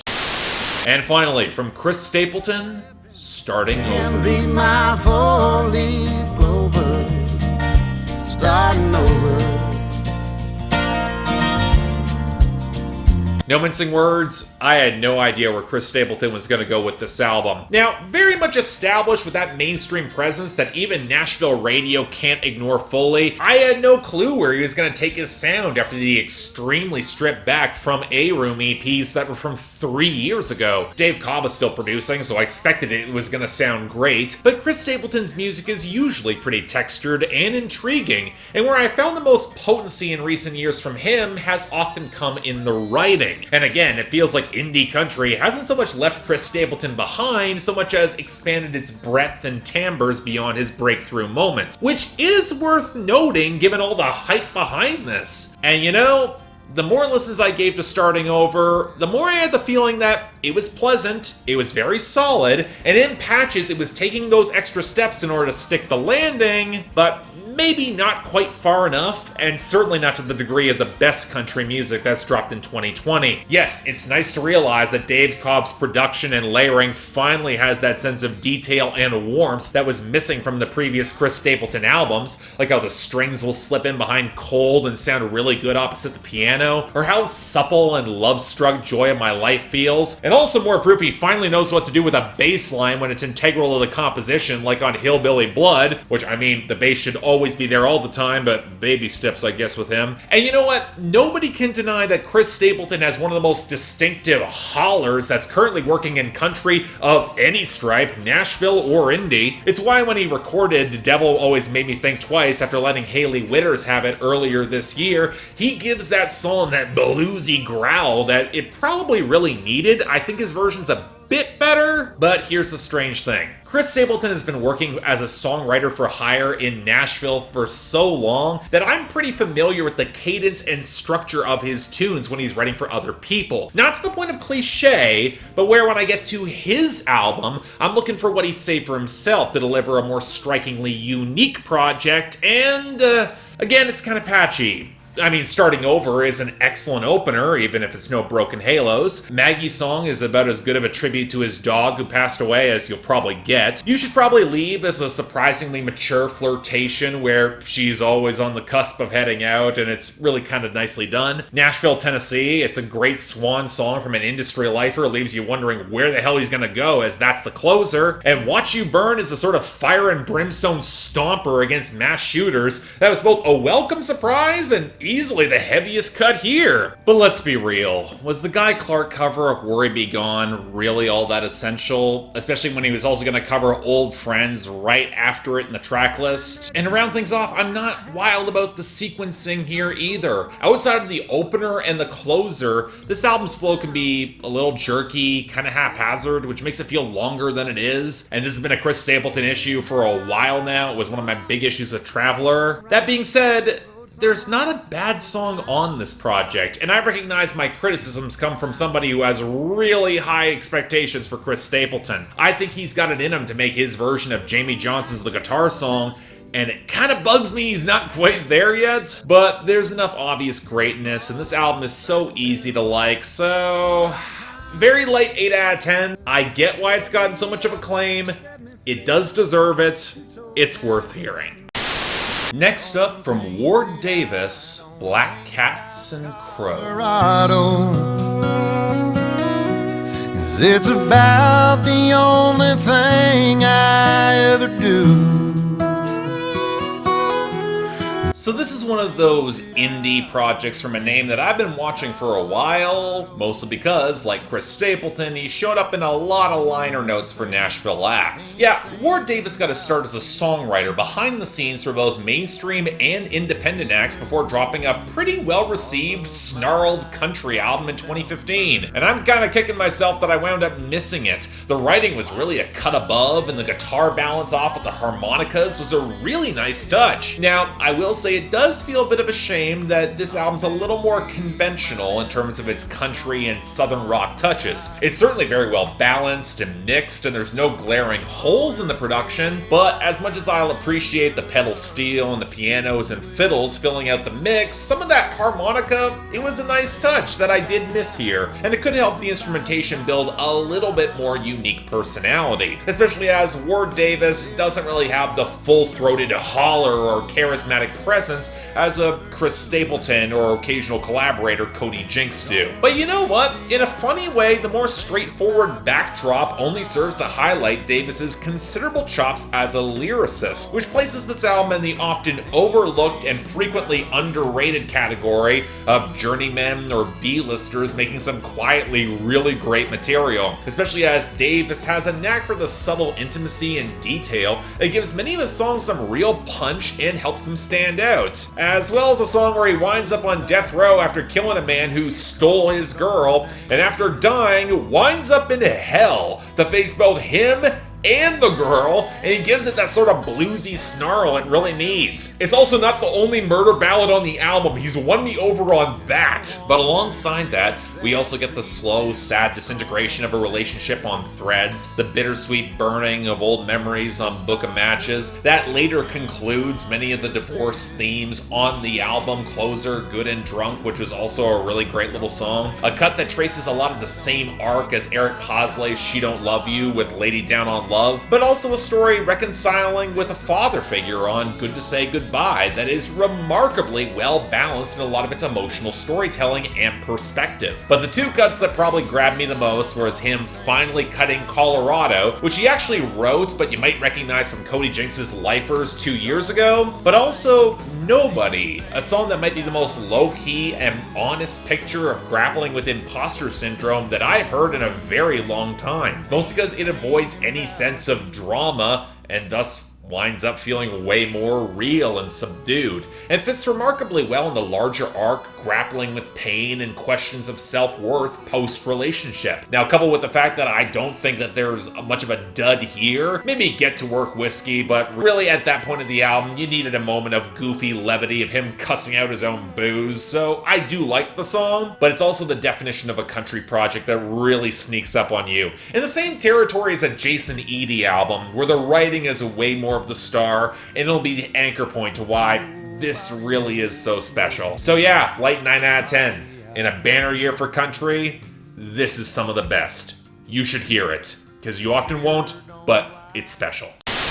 Next up, from Sawayama, the Sharecropper's Daughter. Be exactly who you are forever, 'cause they gon' try and change your heart. Don't let up, 'cause you're so damn fine. So this is one of those cases where I've been very much aware of Sawayama, but I just haven't really had the chance to talk about her in recent years. In the first half of the 2010s, she was extremely prolific. A lot of forward-thinking and dense wordplay, pretty okay production, and a lot of charisma that contributed to a bunch of albums that occasionally ran very long, but on average were really damn solid. Paradoxically, when she actually trims her projects down, like on Babylon and Gift of the Magi, she just knocks them out of the park. There's some great stuff there. And then she signed to Rhymesayers, and we didn't hear a full project from her until 2020. Yeah, there's been scattered singles, but it adds to the unfortunate list of questions prompted about that label that I uncovered when I covered Psalm 1 earlier this year. Looks like indie rap labels' problems with women are not going away. Anyway, we did finally get an album that the Grapevine was telling me was really damn special, and here's the odd thing. This is a great album that does feature some consistently well-structured grooves, some really sharp bars, and Sawayama sounding sharper than ever, and yet, while it's an album I can return to easily, it's not one that truly grips me as much as I would want it to, and I'm not sure it's just any one thing that holds me back from embracing this as deeply as I would like. I thought at first it was Sawayama's flow that reminds me of a fusion of Kendrick Lamar and Eugen Blackrock in both cadence and delivery, with maybe a splash of Dessa in her singing, but again, these are all artists that I really like or outright love. That should not be a problem, especially as I would argue that Sawayama has an earthier, more soulful, and distinctive tone than everyone I just listed, and that's generally something I really like. Now, granted, this album isn't consistently in that territory. Some of the splashes of gauzy synth and the chipmunk vocals don't always blend as well as they could, and I get the feeling the album starts meandering on the back half and tries to end itself 2 or 3 times and doesn't really succeed. But I think my frustration with this album might actually run a bit deeper, because Sawayama is framing this project like a reintroduction, a reassertion of identity in the fact that she's a fantastic rapper claiming her voice, claiming her turf, and I just wish she went a little bit further.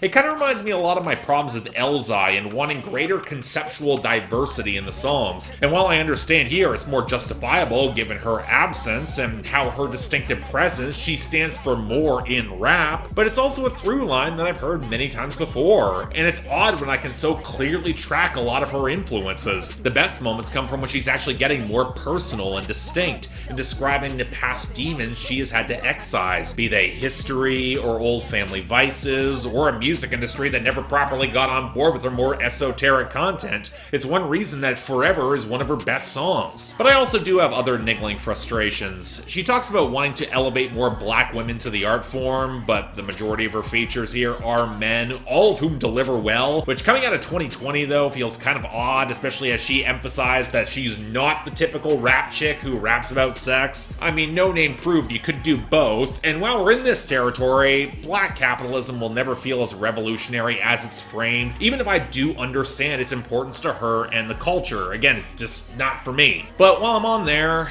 again, I like this a lot, and I absolutely recognize I'm not the target audience, but after the past solid 2 to 3 months of listens, I can call it great, but it doesn't quite resonate beyond that. So, light 8 out of 10, it's gonna get slept on by a lot of folks who will really enjoy it.